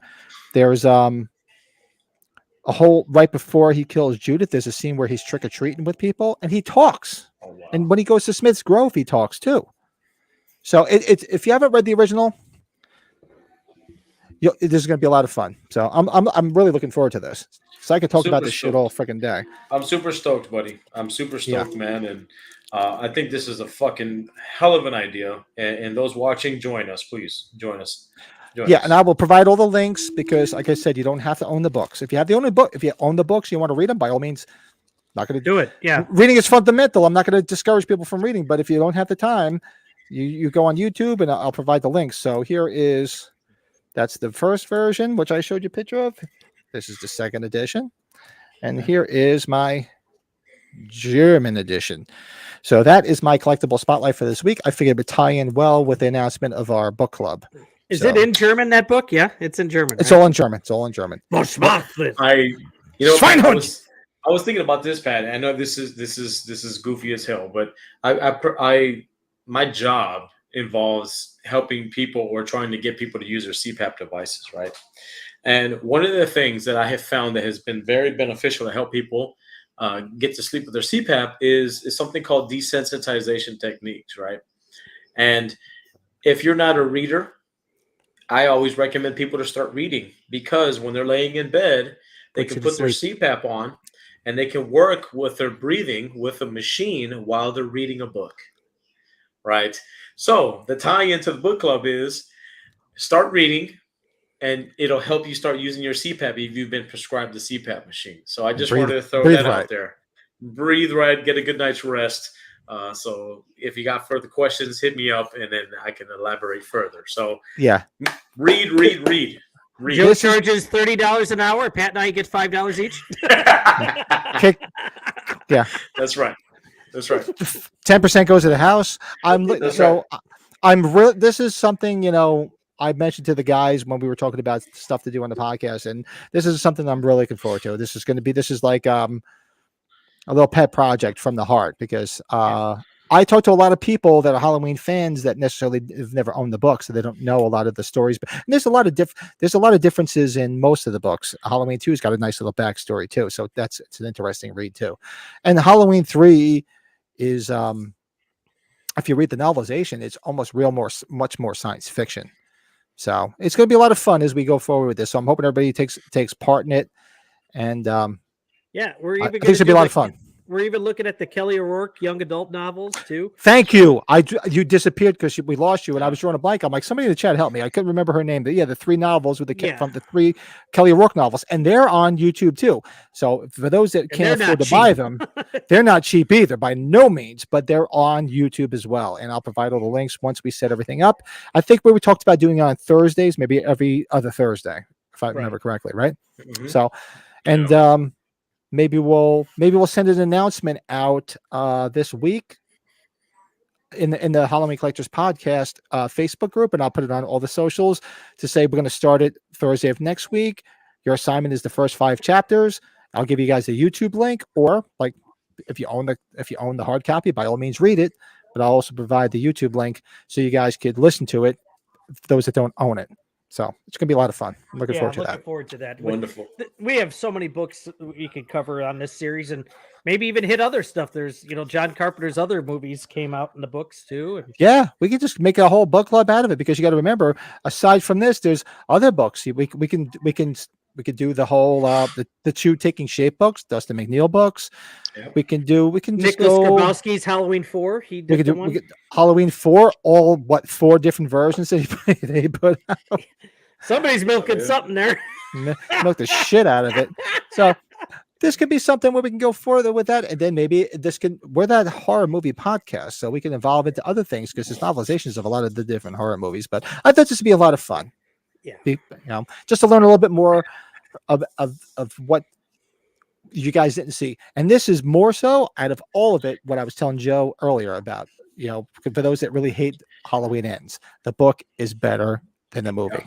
Take my word for it. It connects the 2 movies, Kills and Ends, very much better.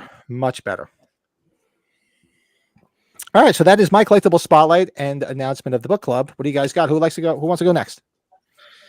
You want to go around, Joe? Big Steve's got there's a hardcover book of the 78 film. I swiped it from look at you thief, you bastard, son of a. You know what? I want to check it out. You're the one that stole it, you son of a bitch. That's awesome. Super cool. That's good stuff. Amazing. I don't I can go if Pat, were you able to get the photos? Yes. All right. Where's And Joe? He's right I here. shall be able to elaborate. So, as you guys know, I'm a big fan of Slipknot. I consider myself a maggot, is what we call. That's what they call the fans. I didn't know that. Is that what they call them? Maggots? Yeah, we're called maggots. Yeah, and I've been a big fan since I was younger. And my favorite lead singer, frontman of all time is the one and only Mr. Corey Taylor. Not only has he done Slipknot, but he's done Stone Sour. I'm a big fan of. I like Stone that Sour. other band. They're amazing. Good shit. He did his solo CMFT. He just finished recording CMF2. Corey, his second solo album, and anything and everything that involves that guy, I'm just a big fan. His music has helped me in ways that I can't tell you. His music has been there for me. It still continues to be there for me, and I'm pretty sure my family is sick of hearing his music. I'm pretty sure. But long story short, we had the great fortune to meet him finally in person, and I've been to many of their shows. The good thing about Slipknot is they do a lot of touring, and I've seen him in Slipknot and Stone Sour. I can't even tell you, over probably 20 times, honest to God, because of how big of a fan I am. But anyway, we got to meet him finally in person, and not only did I get to meet him, my lovely MB and my lovely daughter got to meet him, which was a treat in itself.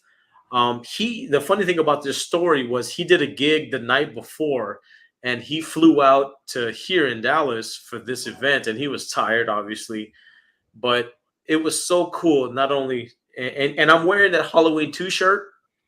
He wore that shirt during one of his gigs. He wore it and it was cut out because that's a Fright Rags t-shirt, the Halloween 2 shirt.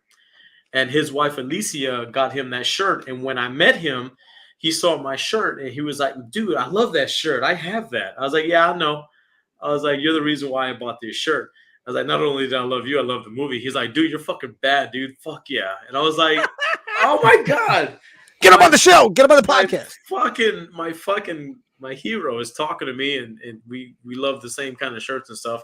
And not only you see my daughter, my beautiful daughter, wearing an Iowa shirt, which is one of the best albums of all time, and my beautiful MB wearing the Stone Sour shirt. It was super cool because he was kind of like the it guy for us to finally meet him. And during this same exchange, we got to meet him. He took some time to talk to us and all that stuff. We also got a pop sign from him, which is like one of my holy grail of items that I have in my collection. And there's other things that I have, but this pop is just super cool, and I love the fact that I have it. So super excited to show you all this. You got that photo there, Pat? Is it up? It should be up. No, it's still the selfie photo. He's got the great initials. CT is his signature, right? Yeah, Corey Taylor. I don't see it on my. Oh, right, yeah, the map. I love the map. Oh, the map. Not the map. I am the map. Where's the brewery map? I want the brewery map. I'm the map. I am the map. But no, it's okay. It's just it's a pop. They released. Oh, the pop. Was it on here? Hold on a second. Mm-hmm. I thought remember something. Maybe it didn't. Google Slides is pissing me off, man. I'm uploading shit, and not all the stuff showing up. I don't know if I got the pop on here. No, that's okay. What it was they had released a series of all 9 members of Slipknot. No, I don't have the pop. Did you send me the pop? Yeah, and it's okay. All it was to Joe. He signed it. It's no big deal. But, my affinity for pops, my very first pop that I ever had was a Michael Myers pop. And the one thing that I wanted Corey Taylor to sign first time I meet him in person was a pop. That was his, of course. So, no, it was just a great time. Super grateful, and I can't wait to meet him again. Best front man ever. best front man. And not only that, he's my inspiration to want to be better and do better in terms of being more artistic. And he's got some great. We're talking about the book club, right? He's got some great books out there. Take some time and go out there and check out Corey Taylor's books. I like his mask. His one mask is really cool. So he has a number of them. One of them that I read is super good. It was had to do with like his encounters with like ghosts and stuff like that. Let me show you. It's called You're Making Me. No. Where is it? It said a funny thing happened on the way to heaven. That book is crazy funny. Super good. His first book was called 7 Deadly Sins. I've read that. I've read all his books. He's got another one called You're Making Me Hate You, and he's got one called America 51. His books are amazing. You guys got to check it out. And I'm excited. I did not know he wrote books. I did not know that. Yeah, cool. It's man, you would really dig A Funny Thing Happened on the Way to Heaven, dude. You would dig that, buddy. And I was actually gonna, once we started getting into the book club and everything, highly recommend that book. It's so good. So good. You would appreciate it. Nice. So it took a while, but I got it brought up. There it is. There she goes. There she blows. Oh, he gave you a pretty good signature. I've seen some that were much more brief than that. That's better, man. Yeah, he's a nice guy. I love him to death, and I will continue to be a Corey Taylor fan till the day I die, no matter what. His family is amazing. I love his wife Alicia. She is part of the Cherry Bombs. If you've ever seen that, they put on a great show. Super sexy. Check that out, guys, if you ever get a chance. Cherry Bombs. Awesome. Very cool. That's so cool. Awesome. Awesome. So what do you got, Brady? What are you up to? What's your collectible spotlight of the evening? What I wanted to do, I'm trying to relate it with something that might be hot in, just what's going on right now. So as we know, Cocaine Bear came out this week. So Elizabeth Banks directed that movie, right? And she did a movie, I'm sure we've all seen it, called Slither. Do you remember Slither from 15 years ago? Well, Slither, back when Fangoria used to do their Weekend of Horrors conventions, which were so cool because they would always promote like a big movie coming out. And one of the shows that was here was they were promoting Slither. Now, when they do this, like Fangoria has like almost everybody involved in the film show up. And if they're all there, you get autographs. So the first are panels. You maybe just did I lose you guys? Oh, yeah, I was gonna say that's Joe this time. That's Brett this time, not me, correct? Yeah, Joe. Yeah, it's not me. Right. Yeah, it's Brett. Okay. It's okay. All right. You there? Oh, okay. Well, I think I'm back now. But so they have everybody. They had everybody coming out to promote the movie here. So we're talking. What's going on here? Telling you, go kick everybody off the internet. That's what I had to do. But they had James Gunn. James Gunn, who's coming I have my daughter and my wife and my daughter's boyfriend upstairs. They were probably all upstairs like this, like they're fucking crack addicts waiting for a fix. Like, because I kicked all their ass off the fucking internet. I said, guys, get off. I go, I can't do anything because you guys are sucking this shit out of it. Go do something else. Play a fucking game. Read a book. Paint the fucking wall. Get off the internet. Do we have bad weather going around or something? I don't know what that is. Yeah. Yeah, I think right now it might be fine. Hopefully you're good. Don't move. Don't breathe. You're good. Don't breathe. But they had everybody involved at this movie there. So it was Nathan Fillion, the actor Greg Henry, Elizabeth Banks was there. I got to meet Elizabeth Banks. Michael Rooker, who's done a lot of shows. Love that guy. Love Michael Rooker. I'm trying to think who was. I'm looking at the list here. Jenna Fisher. If you don't know, I think you probably know Jenny Fisher from The Office. That was James Gunn's wife at the time, and she's in Slither at the time. Oh, I didn't know she was in that. Yeah. She's the receptionist. Yeah, at the sheriff's office. But if you guys haven't seen that movie, that might be a fun watch along to sometime. If it's a real fun movie. But I brought a whole bunch. I brought a whole bunch of DVDs to get signed, Pat. So if you got the one picture I just did the main three. Very nice. So Greg Henry is one of the antagonists and Playback with Mel Gibson. That's a great film. This guy's got a badass signature, and he's the villain in Body Double, Brian De Palma's Body Double. If you haven't seen that film. What a great fucking movie Good. Body Double is. Very Awesome. underrated movie. It stars Nightmare on Elm Street movie. 3's Craig Wasson, which should have done a lot more. He's a good actor.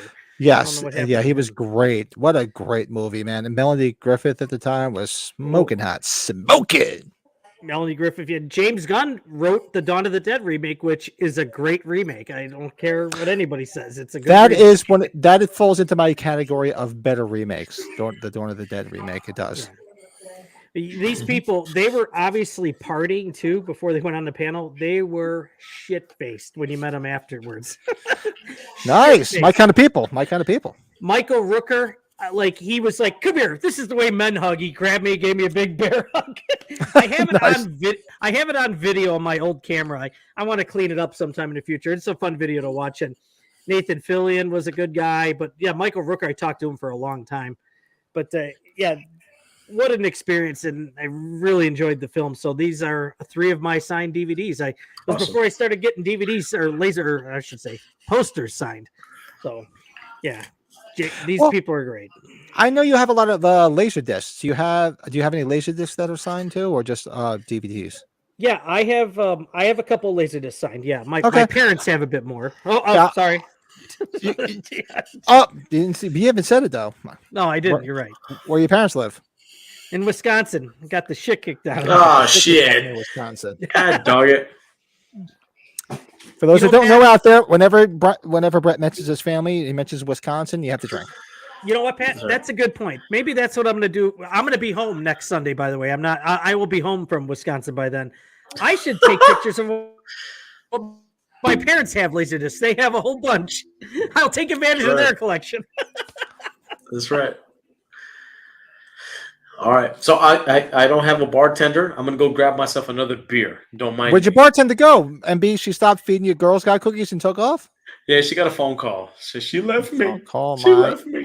Oh, Frostbite. I forgot it. I'm sorry. We were talking about cigars. She usually takes the tobacco out and puts something in a little bit stronger. Boy. Oh, man. Caffeinated collector. Holy shit, I'm by myself. No. I was going to go get another beer, but he dropped off. I was like, no, what happened? It's like, I'll do my best Garth from Wayne's World. I'll be like, hey, bro, what happened? I was like, I was going to go get another beer, and I turned my camera off, and I was like, wait, where did Brett go? What the hell? I'll do my best Garth. Oh, no.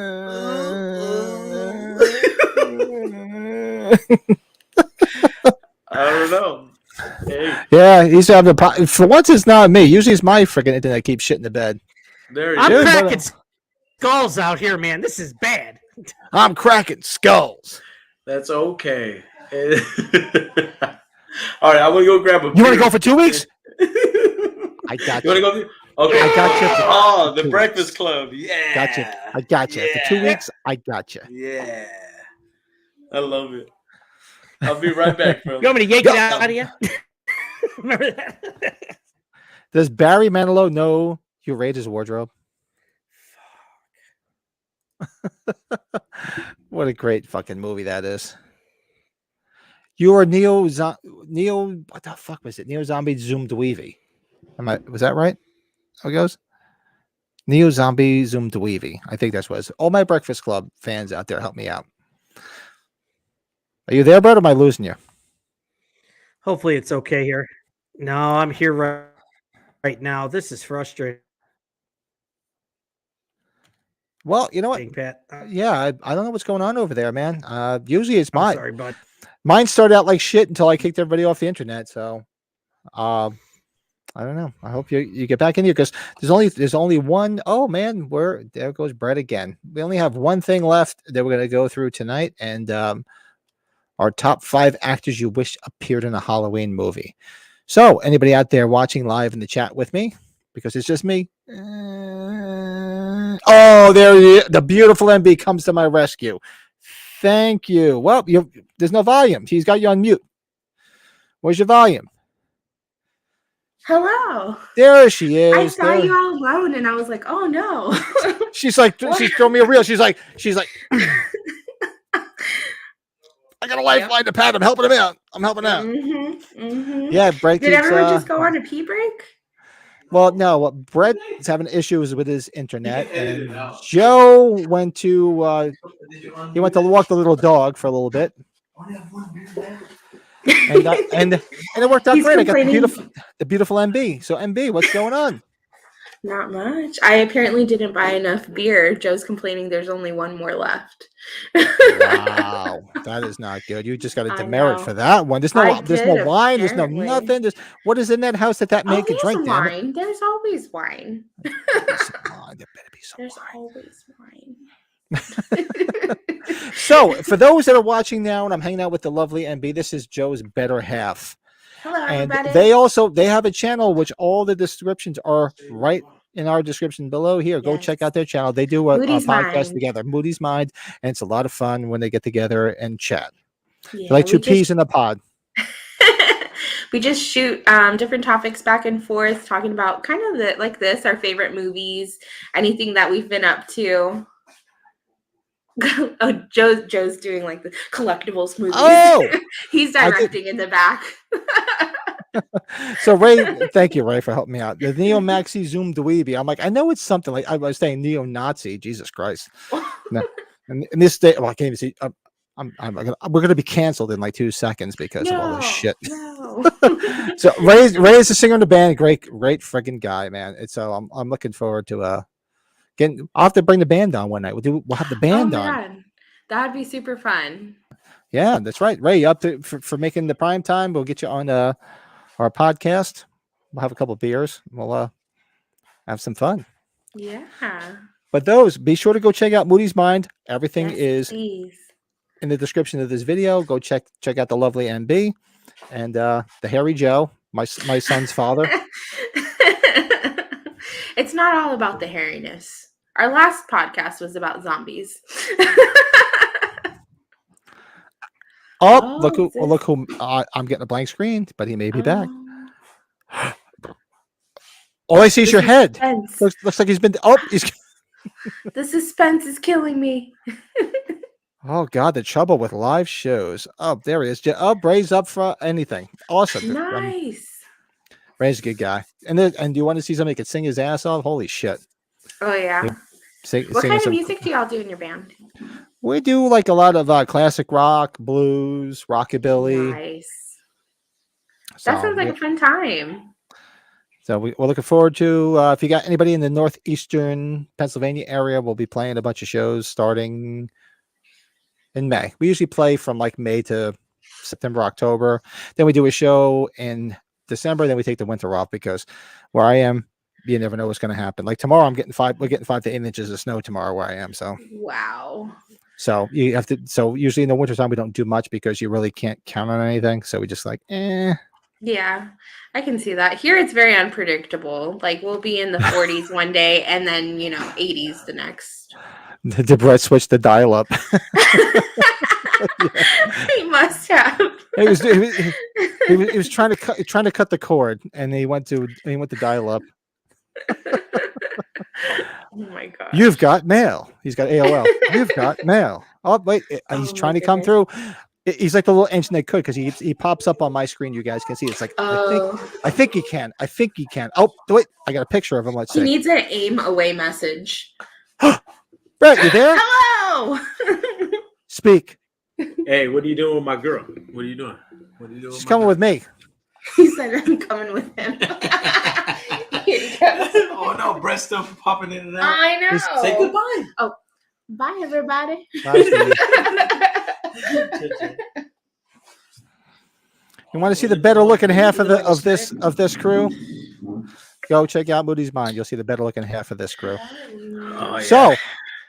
So in the interest of time, since we're having a lot of trouble with Brett's connection, which I'm feeling better about myself because it's usually mine, which usually shits the bed. Yeah, absolutely. So we're gonna do our top 5 actors you wished appeared in a Halloween movie. Yes. And this sounds like a lot of fun, but it's a lot more difficult than I thought it was going to be when I thought about it. So I'm just gonna throw a few out there. So one of the ones I thought about it actually ties for those that are Halloween trivia geeks like myself, and Joe probably knows this, and I know Brett knows this. I thought, how cool would it have been to have, depending on the movie, have Robert Englund in there. Oh my God. And for those that didn't know, you do. Did you know that Robert Englund was a PA on the original Halloween movie? Yes, indeed. So Yes, he was a indeed. production assistant. You know, he talked about how he was working on the movie. He had to go pick up the leaves and do all the menial shit that was there. So he was on set when they were filming Halloween. So I was like, how cool would it have been if he came back after the fact, having that little bit of history to be a character in one of the Halloween movies? I thought that would have been pretty cool. Anything with Robert Englund. He's a classically exactly. trained actor. He would have knocked whatever role he had out of the park. I would have liked him to be the what's it called? From the original. I can't remember the role, but he would have been, I got a role in mind he would have been perfect for. From the OG? Yeah, from the OG. I can't remember. Not Dr. Wynn. Not Dr. Wynn's ass. I think it was from the scenes from the TV version. One of the He could have been one of the doctors. One of the doctors. That's right. Yeah, because when we saw that during the live stream, I was like, dude, Robert Englund it would have been cool to just see him, just to have him attached in that little way would have been great. Well, he honestly, if you go back to the OG, he probably could have slipped into a couple of different roles. He could have very easily been the creepy caretaker of the graveyard. Yeah, talking about Charlie Bowles. I could see that. I could see him being Dr. Wynn. For Christ's sake, he can't drive a car. Mm-hmm. You know, I could see him doing that. There's a couple of roles he probably could have fell into in the OG. Let's say, okay, we're gonna try again. Brett popped up again. Let's see. My guy, come on. I think he can. Let's see. Come on. Give it to me, baby. Brett, where are you? You're blank. Oh, no. Brett's shooting blanks. Wife must be pissed. Wife must be pissed. He's really, I bet you he's really upset right He's now. getting fucking like, pissed. What's going on, brother? I'm telling you, do what if you could see this, Brett, do what I did. Just kick everybody off the fucking internet like I did. My wife probably went to bed, and my daughter and her boyfriend upstairs probably watching DVDs. So, yeah, I think Robert Englund could have fit into a lot of different roles. In that film. Absolutely. My list is interesting. I have a list of 1 through 5, and I'm going to go to my number 5. But what I did was I took the original film, and I took who I wanted to be in the franchise. I couldn't put them in any just franchise in general. I was like, I would rather put them in the OG film. So number 5 for me, portraying the role of Dr. Wynn would have been the one and only Mr. Mustache himself, Tom Selleck. That would have been very cool. I love Tom. I love me Tom Selleck, man. That Tom Selleck, aside from Kenny Rogers, was my mom's biggest man crush. My mother. No way. She loved. I'm talking about like she's past tense. She's still with us, but she had the biggest crush on Kenny Rogers to the point where I could show. One day I'll bring up a picture up of my dad with a Kenny Rogers beard, and I'm like, seriously, Ma, you're turning him into the guy you had a crush on. But she also liked Tom Selleck. She used to watch Magnum PI all the time. Oh, amazing. Mr. Baseball. What was that movie with Tom Selleck? It was like those little robots, and they would go around. Oh, seriously? You're asking me? The Kiss fan? That was Runaway with Gene Simmons. Was it Runaway? Runaway with Gene Simmons, sure. With Kirstie Alley. Yes. Yeah, that was Runaway with Gene Simmons. Yeah, Gene Simmons was Luther. He was the friggin' evil guy. He was making those robot like freaking like almost like fucking like rats or whatever. They were shooting. They were shooting like acid. Yes, bro. Dude, that's by far one of my favorite Tom Selleck movies, other than Mr. Baseball when I was of age. Dude, that's that a great movie. Amazing. That rooftop scene. Well, not rooftop. Yeah. They're like in that building or whatever. Right there, because he was a builder. Tom Selleck, not Tom Selleck. Tom Selleck was the cop, but Luther was involved with all sorts. He was like he was like the rich like evil guy that was rich. Yes. So they were up on the big elevator, which was on the outside of the building when they're building buildings. And if Tom Selleck has a fear of heights yes. in the movie. Yes. Dude, we got to do a watch along of that movie. Great fucking movie. Just Great saying. movie. Oh my God. I love that movie. And the blonde in it, who I've never seen since then, was she was sexy as hell with the curly hair, the one that wanted him. And eventually he gets her at the end. Maybe he got her in the end. I don't know. That was after the movie, but he got her at the end. She was in a couple other movies too. What the hell, man? You gave me the Curse of the Thorn, you bitch. Oh, look, hey, our buddy Joseph the Horror Guy's here. What's up, Joe? What's up, buddy? Scream 6. I was trying to think of what can I say. What can I say with my internet going wrong? I was like, oh man, Pat gave me the thorn. See, I felt good about myself. I'm like, for once, it's not my internet completely shitting the bed. It's somebody else's. I'm just gonna use a selfie stick. Why not? You can walk us around You can walk us around your theater. You guys probably haven't seen that movie before. You could take us to the Rocky Room. We could go on tour with fucking Brett. Fucking touring, sure. Why not? Look at that. Man. So what did I miss? So we were talking about we're on top 5 actors we wished appeared in a Halloween movie. I said how cool would it have been if they brought Robert Englund in as some type of a role, because he actually was a PA on the first movie. Yeah. And then Joe went deep and really got my juices flowing and said Tom Selleck. Oh, Magnum PI. I wanted him to play Dr. Wynn, yeah. And then we went right back to how he was opposite Gene Simmons in Runaway. Ooh. Oh, yeah. Runaway's a good film. Great fucking movie. Yeah. I love that movie. That is, I'm writing it down because that's going to be on a watch along list. Amen, brother. That belongs with that Chuck Norris movie. The original that you told me to watch. Silent Rage. Oh, yeah, Silent Rage. Those 2 movies are just top notch. Amazing. Yes. Silent Rage. If those haven't seen Silent Rage, it's like a Halloween knockoff, so to speak, in the vein of Halloween. But if you like Chuck Norris and you like Flounder from Animal House, go watch it. That's right. Yes, you see Chuck Norris being a ladies' man. Woo! Probably. I think if I'm not mistaken, that's probably the only Chuck Norris movie with him in a sex scene. That's right.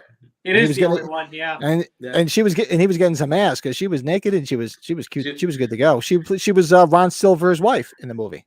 Yeah. Ron Silver's sister, rather, in the movie. And the funny thing about that is the late great Ron Silver. Late great Time Cop reference. Mm-hmm.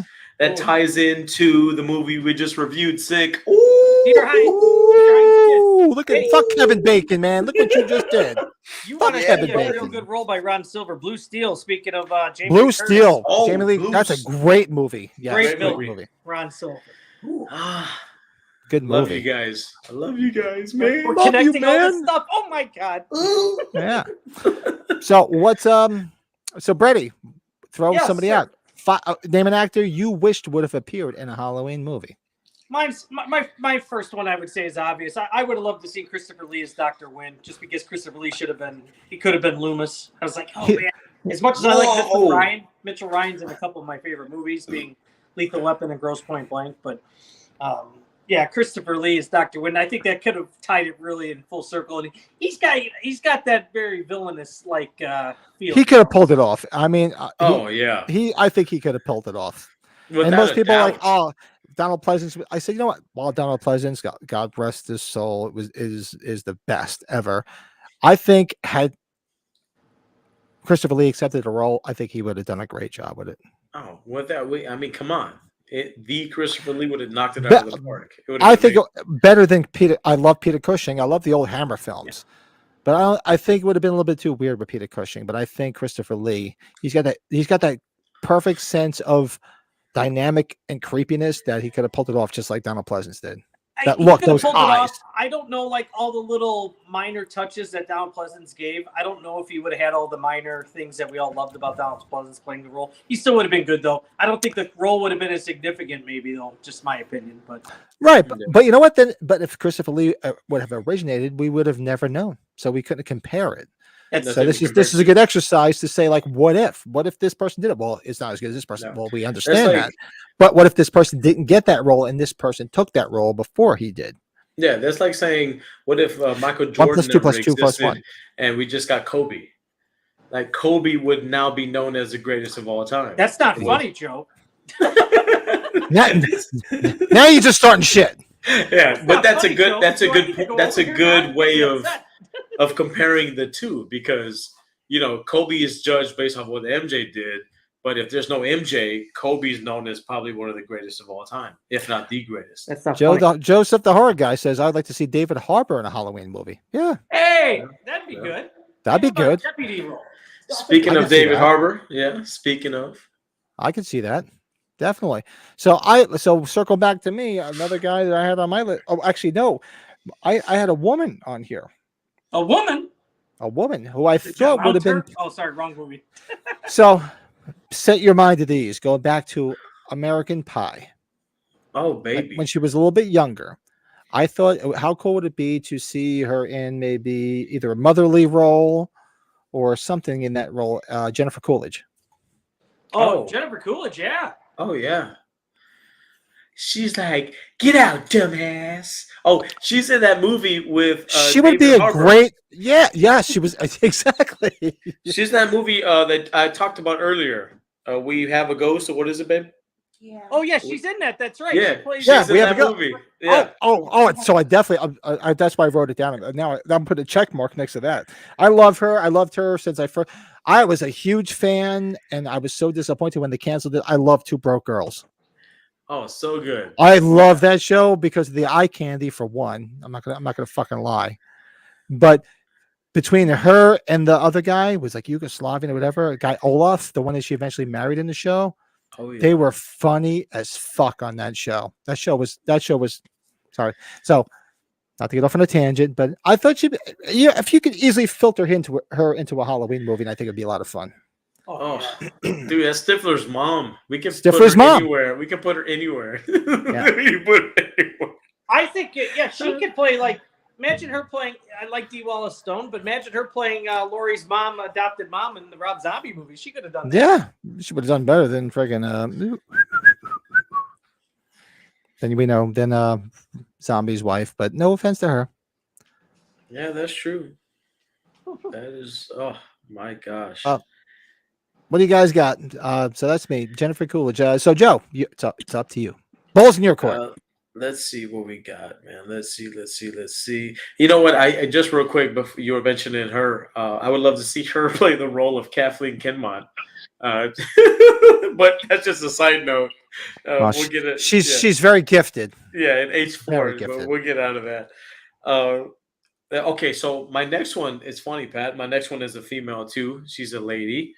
And I had her playing the OG Laurie Strode, Miss Charlize Theron, a young Charlize Theron. Look at that, Charlize Theron, huh? That's right. A quality actress, beautiful, easy on the eyes. Imagine her playing the one and only Laurie Strode. My gosh, come on. I could see that. Yeah, I love her. I love the movie she's in. Albeit, I've heard horror stories about her being on set as being a complete and total bitch. But she's good for what she does. Yeah. Yeah. I loved her in The Devil's Advocate. I loved her in Monster. I loved her in Mad Max, Fury Road. Monster. Did she win an Academy? She won an Academy Award for Monster. She did for Monster. She did. Because when she played Eileen Wuornos, you did not know that was Charlize Theron. Not at all. Didn't expect it. No. She is a top tier actress, and I couldn't think of anyone better that would want to see portray Laurie Strode. Because God bless her. Man, love her. See, that's why I love Mary Beth. She loved Two Broke Girls. That's a good girl right there. I hope her movie, they were talking about doing the prequel of her character from Fury Road, because Fury Road, definitely one of my favorite movies. Promoted that book that they made, the making of it right here. I got it right here. There you go, brother. There you go. Wait, I'm going to give the spotlight to Joseph the Horror Guy. This would be pretty cool. Yep. Drew Barrymore in Halloween 3 Season of the Witch. Ooh. Okay. What role? What would you like to see her play? I could see her as Ellie Grimbridge. Oh yeah. Okay. Sure. Albeit, depending on her age, because that's really rocking the cradle for Tom Atkins. God bless Tom Atkins. Yeah. Yeah. Yeah, Son of a bitch that he is. because you can think of Drew Barrymore from the Poison Ivy days. Oh. Oh my gosh. Mm-hmm. You're thinking about oh my gosh. MB knows this. She was the angel in Batman Forever, remember? Yep. Mm-hmm. That's right. Oh yeah. With Tommy Lee Jones. That's right. That's right. It's weird, yeah, because she doesn't really even talk, does she? She speaks She babies. doesn't. Yeah, she doesn't talk at all. She's the angel. Yeah, that's right. All right, so we're going to circle back to me number 3 on my list. How great would be? Oh, you guys are on 3? Okay. Yeah. Cool. Well, yeah, we'll circle. We might have to come back to you if we missed one because you were popping in and out, so to speak. So my number 3. Now I can see this girl. There's no specific role because you got to remember that in the Halloween canon, there's so many avenues to go. There's several different final girls. You know, you have Laurie Strode, you have Ellie Cornell, you have Danielle Harris. So I would love to pick any one of their roles, and I think this young girl on the scene could easily fit into one of those, and that's Miss Lauren Rivera from Terrifier 2. She's a sweetie in our heart. She just like nudged her way in here to our hearts, did she not? She's like in my heart. I love her. And if you ever see interviews with her, she's like humble and sweet as hell. And I think she would be a badass final girl in a Halloween movie. Once you watch that movie, you're like, yep, she's set. She's a final girl now. Yep. Mm-hmm. She's it. She's got that it factor, man. I remember just wanting her to kick butt. And she did in Terrifier 2. She kicked some serious ass. Yeah. I was rooting for that girl, and she's amazing. And I'm just like, I want more. I can't wait to see what she does next. My favorite movie of 2022, hands down. No, it was good. Easy. Love that movie. Easy choice. She's coming to flashback. Can't wait. I could have went. She was just at Monster Mania. No, she's gonna be at Monster Mania. She canceled that because she did. That's right. She canceled. David Howard Thornton is going to be there. Elliot Fullman, who played her brother, is going to be there, and Damien Leone are going to be there. And she was supposed to be there. And I remember seeing that she canceled. I didn't feel too bad because next weekend is the wife's birthday, so there's no way in fuck I could go to it. Oh man, I want to watch that again. The wife's cool, but not that cool. Not that cool. Not that cool. You do what on my birthday? You gonna go see this horror on my birthday? Oh, I wasn't gonna go. I wasn't looking at his neck. And then you respond by saying, "How are you spelling horror?" Are you saying horror or horror? Horror. Yeah. Horror. Wife's great, but not that. Love my wife. All of them whores. The mark of the whore. The wife puts up in a basement full of this, so she should be canonized. But it's her birthday, so. That was me, Lauren Rivera. What do you got, Joe? Oh man. So I think you guys are gonna love this shit. My number 3, the one portraying the one and only Dr. Samuel Loomis. Morgan Freeman. That's a twist. That's not bad. I can see that. Morgan Freeman can fit into so many different roles. Imagine he's played Christ. He's played the guy from what's that movie? Driving Miss Daisy, Shawshank Redemption. His range is endless. And imagine him be like, you don't know what death is, or you don't know what evil is. Like, imagine hearing that Morgan Freeman voice saying all of Dr. Loomis's lines. Imagine that. It would be amazing. The March of the Penguins, like type of narrating. Right? Yeah, that's very. That's good. That's outside the box. I like that. Because when it's I can see that goatee, silver hair, like with a jacket and coat and everything, like he was dressed in Seven. That was my inspiration. That's the way he looked in Seven. Remember that? He was the detective. Yes. What's in the fucking box? And he had the jacket and everything. He had the jacket. Fucking Morgan Freeman, guys. Yeah. What's in the fucking box? I like that. That's good stuff. Well, you know what? You're talking Dr. Loomis. I'm going to go with an alternate Dr. Loomis too. Probably because he's one of my favorite actors. I have one coming up too. Go ahead. Yes. He's one of my favorite actors, and I can see him doing it as Paul Giamatti. I think he could hammer the Dr. Loomis. Yes. Dude, what is up with you? Are you in my fucking head? Because I was going to put him on my list. That's a great list. You must be in my goddamn head. I thought of Paul Giamatti, and I was like, son of a bitch. Like, Pig vomit is the way to go. Pig vomit. Pig vomit. Dude, that guy is one of the most underrated actors of our generation. He's amazing. Awesome. Amazing. I can't believe you said that. I was going to put that on my list. That scares me how alike we are. That just scares the shit out of me. Yeah, Pat, something, right? And like Sideways is one of my favorite films. Sideways is great. Bro, that's a great film. Great movie. I liked him in Saving Private Ryan, like briefly. Yeah, he had like one thing, right? Yeah. Briefly. Yeah, he was there, but it was briefly. But he was great in Private Parts as Pig Vomit. I'm behind on him. The show Billions is great. He's very good in Billions. Oh yeah, I liked him as the Rhino in the Spider-Man franchise. Spider-Man, yeah. He's got a pretty big portfolio. He did Cinderella Man with Russell Crowe. That was very good. Really good. He could. But he's very memorable for lines, and he could get away with some of those Loomis quotes pretty well. Oh yeah, I think easily. That's right. Yeah, she was in Firestarter. Didn't I hear, or is it just me or maybe they did it and I'm out of the loop?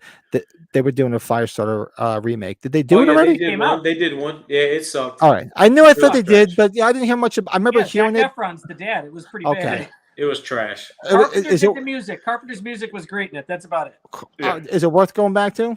I forgot about it. I honestly forgot about it. No, but listen to the music. The score is awesome. Him and his son. Well, if Carpenter did the score, I mean, I'm a Carpenter fan, so I'll buy anything that guy could put musically out.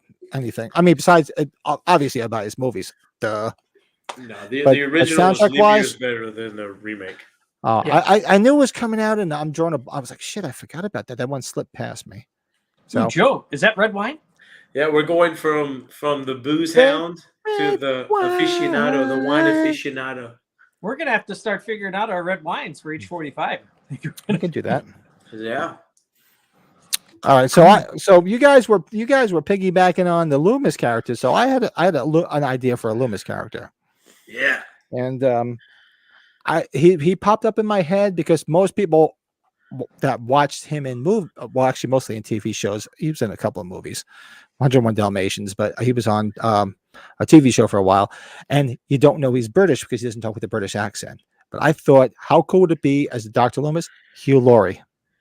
Oh yeah, I love Hugh Laurie. Yeah. Because when you hear him talk with his accent, because he played House. My wife and I loved House, the TV show. We used to watch it religiously. And like one day we were watching an interview, and I'm like, why is he being British? She's like, because he's British. I go, he is? I'm like, I didn't fucking know that. And I'm like, but his charisma and the way he played like House, imagine that when he actually spoke in his British accent, being like a Dr. Loomis. I'm like, that would have been fucking fantastic. You know, I wish he would have done more after House. He's not doing as much. I was like, oh man. He's living off his laurels. No pun intended. Yeah. His laurels. Laurels. Oh God, that's good. Oh my gosh. Look at MB, she's got you covered.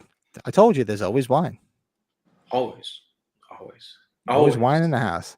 Always. And Joe the horror guy is still hanging with us. Joe's a big. I didn't just realize you got Danielle Harris. I know he's a big Danielle Harris fan. Big DH fan. So that's mine. I've loved it. I thought Hugh Laurie would have been great. A great fill-in for a Loomis character. We're somewhere in that vein. Yeah, absolutely. I guess in my next, let's see. Yeah. Okay, so my number 2, I had selected somebody to play Sheriff Brackett. And the reason is because I felt like Sheriff Brackett wasn't a really good sheriff. He's like kind of, I don't really believe him as being a really top-notch sheriff. But you know who I would believe is a great sheriff? Is a Mr. Tommy Lee Jones, the fugitive. Yes. And I'm laughing because I'm watching. We're all in the same. We're almost identical as we're going down this list of people that we're trying to replace. Because we replaced Loomis, and now you just picked the sheriff. And my number 1 is somebody that I was going to choose as a Brackett replacement. But Tommy Lee Jones, I mean, come on. I mean, come on. Come on. Anything his he's in, resume speaks for itself. Fugitive, Tommy Lee Jones, all the way. Fugitives, Tommy All Lee day. Easy. Oscar winner. I mean, Come on. U.S. Marshals. I love Mhm. it. I love U.S. Marshals. Men in Black. I mean, Lincoln. Under Siege, man. Under Siege. Under It's a Siege. Navy movie. I love Under Siege. The way Get my Navy that brat, you. I love Under Siege. I mean, anything Tommy Lee Jones, I'm in it. So to spicing up that character with a little bit of Tommy Lee Jones, we've already been like fucking cuckoo. We would have been all logged in. The Tommy Lee Jones dust. A little bit of Tommy Lee Jones on it. We saw your profile, Big Joe. You watch? Do you watch? What the hell is it? Talk Dirty. What is their podcast called? Danielle and Scout. I don't know, but she had some nice Instagram pictures wherever she's at. Is that Talk Dirty to me or Talk Dirty to us? So my question is to Mr. Joseph. Let me see your tattoo, then we can talk, brother. Let me talk. Let me see. Let's talk. He's got Danielle Harris upside down on his arm. That's right. That's right. Let's talk. Let me see your tattoo, then we can talk. I love you. Thanks for joining us, by the way. He's got his own channel. Check him out. Joe, I love you, bud. Hey, I'm just saying. Let me see the tattoo. I got this scar back here. That's right. That's it. Yeah, thanks. That's it. Talk scary to me. Of course, yeah. I went to the porn version. Talk dirty to me. I'm sorry. I'm surprised she doesn't say talk. They don't say talk scary and dirty to me. Why not? Who gives a shit if they're married? Hey, but let me throw this out there too. She moved to Texas, so she's closer to me now. So I'm happy about that. Well, the thing is, so how did they do the podcast? Because I see a lot. I know. I watched it in the beginning, but then when they put it behind a paywall, not that I have no problem supporting people, because I do support several podcasters, and one who was probably one of my favorite out there, and I will say that Slower Land podcast. They're behind a paywall? Is that Patreon that they're on? Because they were putting them on YouTube for a while, and then they put them on a paywall. Is that Patreon? I did that the they're Patreon on for a month, but then it's on my Apple iPad. I'm on my Apple phone with the podcast. I just subscribe to their regular. Yeah, if you go to the podcast on your iPhone, you can just like subscribe to them, and it's free. So I listen to it for free. Oh, okay. And I don't knock anybody for charging for a podcast. I mean, everybody's got to make money. I have no problem with that.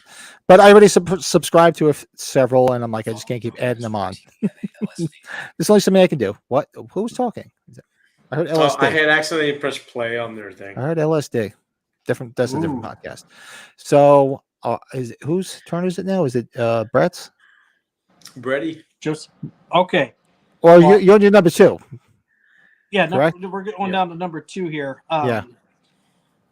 This is a woman I've been a big fan of for a long time in a lot of movies. She was in the Texas Chainsaw prequel, Jordana Brewster. I don't know where I would have her play, but I want her in a Halloween film.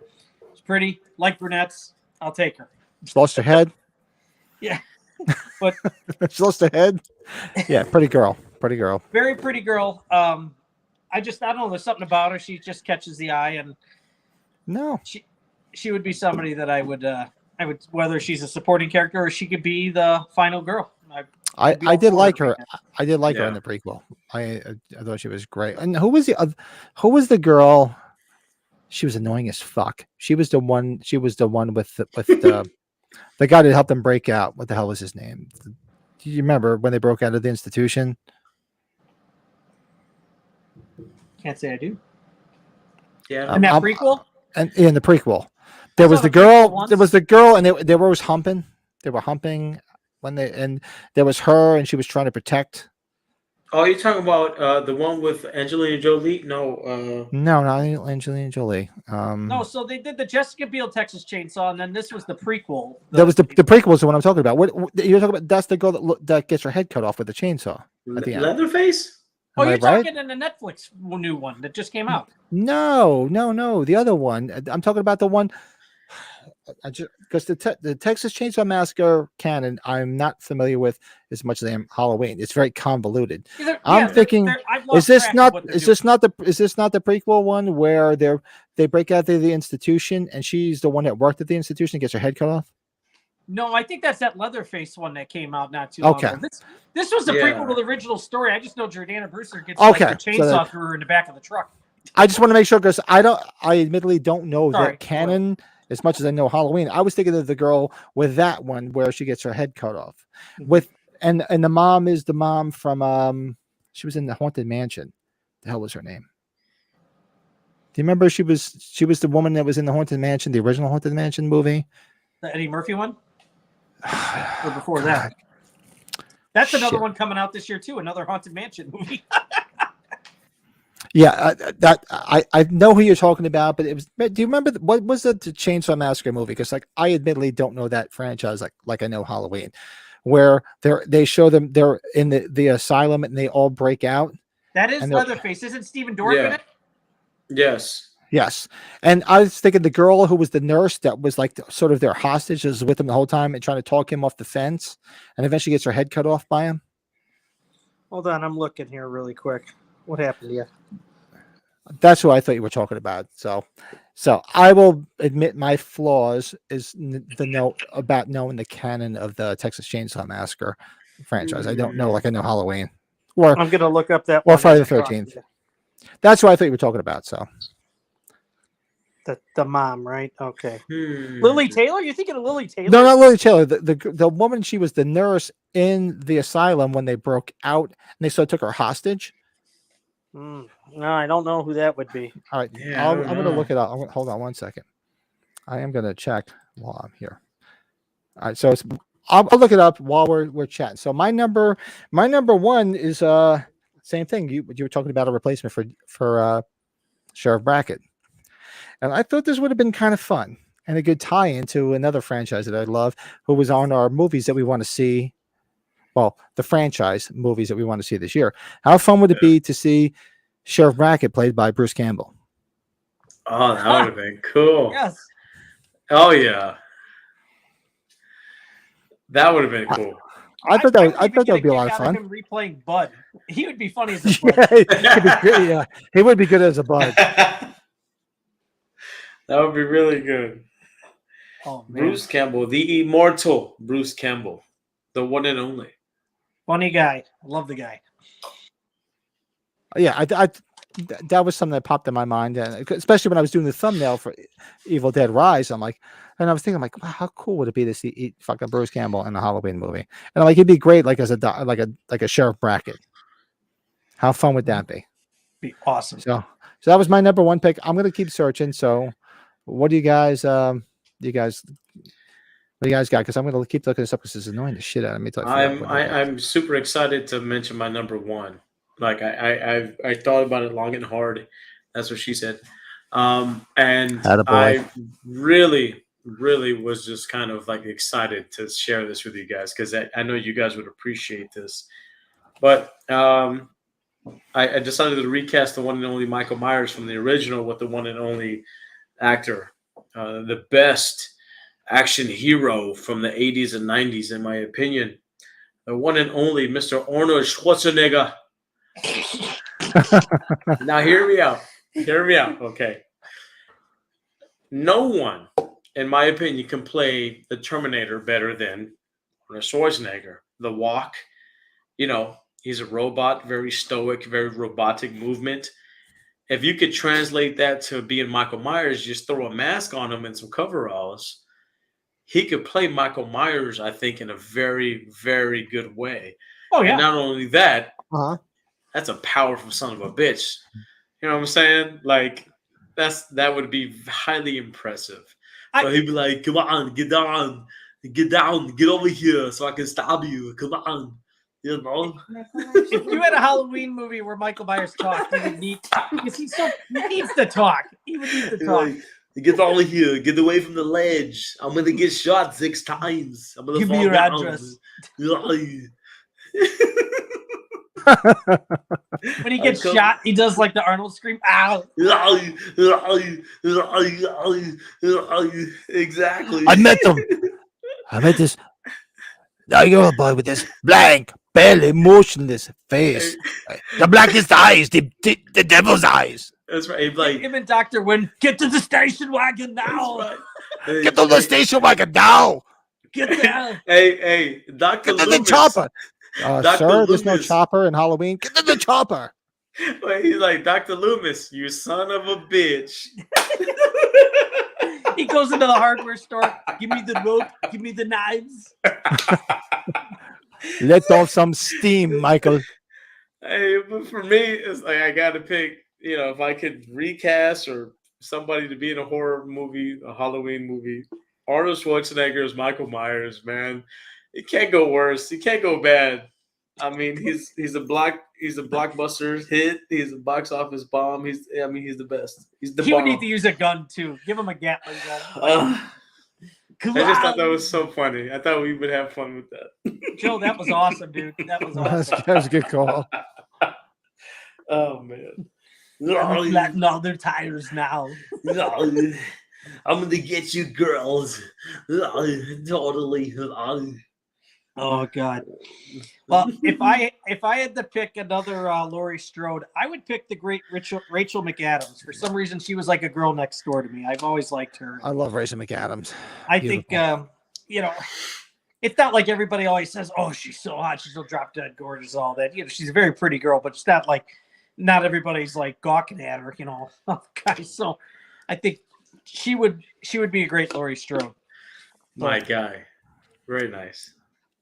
Very. And my one way back when, somehow we need Keith David in a Halloween film. I don't know if he's a deputy or bartender.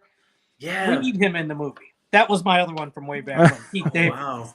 Somehow get Keith David in a Halloween film. I don't know how. Oh yeah, and I did have an honorable mention because I was watching it the other night.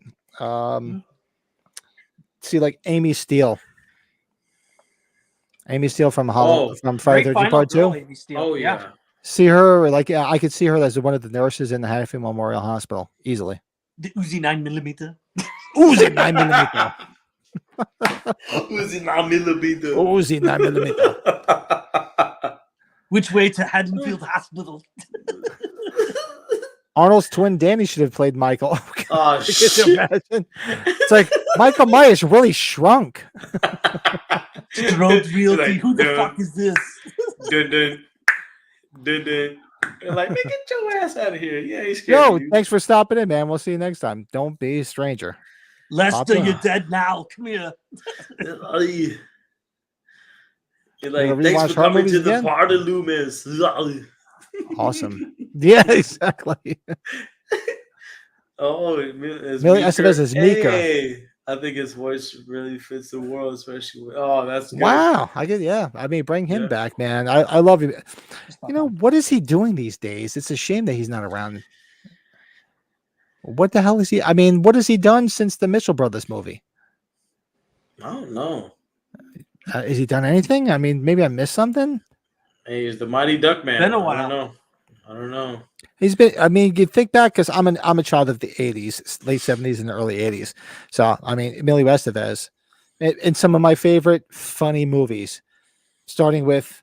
What did you guys ever watch Nightmares? When I told you guys about it, did you ever find it? It's on my No. agenda. I Okay. have it saved. I'm gonna. The one because it's Yeah. an anthology, and the one is with Emilio Estevez where he gets sucked into the video game. There's that. He was great in fucking Repo, man. God, one of my favorite films of all time. What a freaking funny movie. There's of course Breakfast Club. God, Men at Work. Oh, so good. with Charlie Sheen. That movie is a laugh fucking riot. He was actually good in oh God. Oh shit, what the hell was the Young Guns 2? He was great in Young Guns 2. Oh yeah, The love Blaze Young of Guns. Glory. Blaze of Glory. Yeah, I mean, of course, The Breakfast Club. He was great in so many good things, and Stakeout, man. Stakeout's awesome. yeah, and he dropped off the planet. I mean, the last thing I think I remember him doing was the Mitchell Brothers movie with him and his brother, where they were playing the Mitchell Brothers, who were the famous porn brothers that brought you behind the green door. He It did was the an Mighty HBO Duck movie. show on Disney, but then his political views, he got booted from it. Yeah. And then they did one season without him with, I don't know if it was Josh Duhamel or somebody replaced him.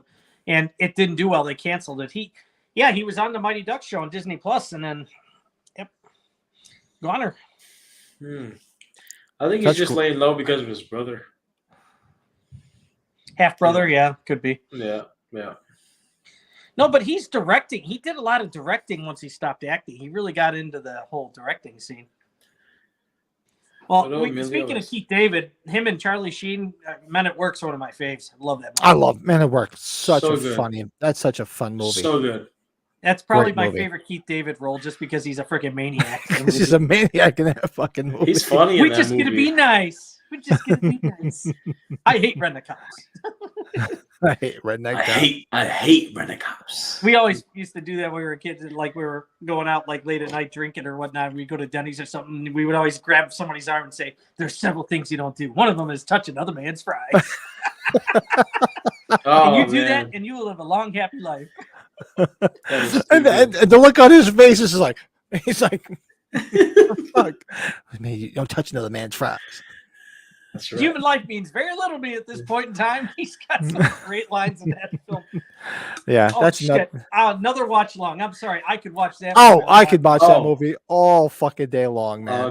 There's so many movies on the watch along. Guys, do me a favor in the chat. Anybody after the fact, drop some ideas, because there's more movies we want to watch and not enough time to do them. Because I would like to do a Repo Man watch. Oh shit! Yeah. Oh yeah! God, I'd love to do a fucking Repo Man. It's a funny ass movie. It's funny. I love it. Good. It is good. This is where you work, UFO, United Fruitcake Outlet. Oh God, what a fucking great movie! Oh, we lost Brett. Did we lose you again, Brett, or did you shut yourself off? No, yeah, I got to get upstairs here in a second, guys. So sorry. You gotta go put the kids to bed, because we can call it night. We've been on for a while. Charlie Sheen is Mike from Halloween 5. Oh, yep. We're getting that stupid fucking thing in his face. I can see that. Yeah, I can chat with you guys if you're going to be up late afterwards. So Judgment Night, severely underrated. Yes, Judgment Night, good movie. Yeah, we can go on tonight. We got everything in. I hope everybody enjoyed what was going on. Do us a favor, watch along after the fact. Make sure you like this video, because it helps everybody find it. Make sure you like and subscribe to this channel. Do us a favor and like and subscribe to this hairy bastard right next to me, who I'm poking in the face. Go check out his channel too, with his lovely better half, Mary Beth. Yeah. And don't forget, starting probably not this Thursday, the following Thursday, we will be doing that Halloween movie book club. Will be starting, so we'll probably announce it. So if you guys don't see anything that we put out beyond this, go on YouTube, and I'll post it in the Halloween Collectors podcast chat, a link to YouTube. Go listen to the first 5 chapters, or if you have the book, go read the first 5 chapters. So probably not this Thursday, the following Thursday, we're going to start doing the Halloween book club and just go through all the different novelizations. Yeah, anybody, we keep on saying it at the end of every time we've been doing an episode so far. Just give us some topics if you guys want us to discuss. You guys rank something. Yeah, Frostbite, which is Joe's neighbor.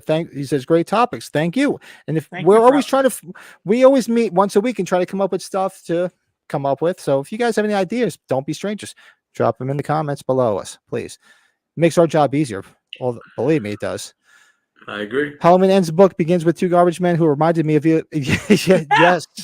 Yes.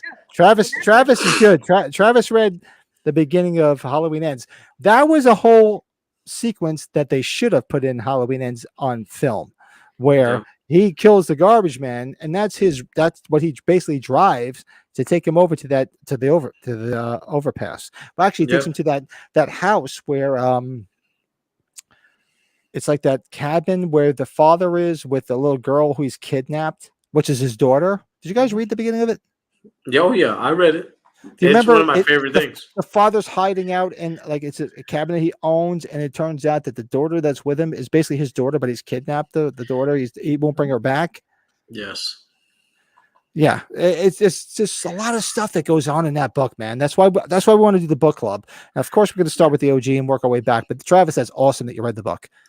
Or heard the Audible. That's what I mean. Admittedly, did I read it? No, I do Audible because I don't have the fucking time to read. I wish I did. So, but we're going to call it a night. So this was great. Thanks for everybody for chatting with us and coming along. Don't forget, this Tuesday night, that live movie watch along. What are we doing? We're doing the Time Warp. Rocky Horror. We're going to watch Rocky Horror Picture Show. That's right. One of my favorite fucking movies of all time on Tuesday with with the lovely Lisa. Oh boy, yes. Oh, This man right here, his better half, is one of her favorite movies. So we're going to be watching the Rocky Horror Picture Show this Tuesday night, 10 p.m. Eastern, 9 Central. And so I will send out a list of all the props. For those that have never seen Rocky Horror in a live action form, there's certain things you're supposed to do during the movie to do like audience participation. Granted, there's certain things I'm not going to do. Like I'm not going to squirt anybody with a squirt gun because I'll be shooting at my computer. I'm not throwing rice because it's going to fucking get everywhere. There's a lot of things you can do, but we'll have fun with it. So make sure you come Tuesday night, 10 Eastern, 9 Central, and we'll be watching the Rocky Horror Picture Show. Looking forward to that. Big time. We're going to do the time warp. It's just a jump to the left. Oh, yeah. Yes, indeed. So that's going to be a lot of fun. One last thing, put Michael Myers into an existing movie or genre. For existence, Judgment Night, except Michael is hunting Dennis Leary and Emilio. That's a good one, Travis. That's very good. Travis, where were you all night? This is awesome shit. Judgment Night, great film. Great film. Yeah, that's awesome, man. Make sure you come back. Well, here every Sunday night from 8 Central, 8 Eastern till wow, holy shit, it's 20 to 11 here. So I'm probably gonna hang out and have a cigar, and I'll talk to these guys afterwards, and we're all gonna plan for some stuff for next week. But make sure you guys subscribe, like, come back on Tuesday night for the watch along. Give this man some love on Moody's mind. This guy. This man right here, smack him around, give him a reach around, whatever you need to do. And guys, it's been a fun night. So you guys are hanging for a minute, or you guys jumping off? I come back on here in a little bit. I got to go upstairs and take care of a couple things. So let's jump off. And if you guys jump on, we'll jump on IM and do a little rap party after the fact. Okay. So thank you everybody for hanging out, and we'll see everybody Tuesday night. Rock on. Night all.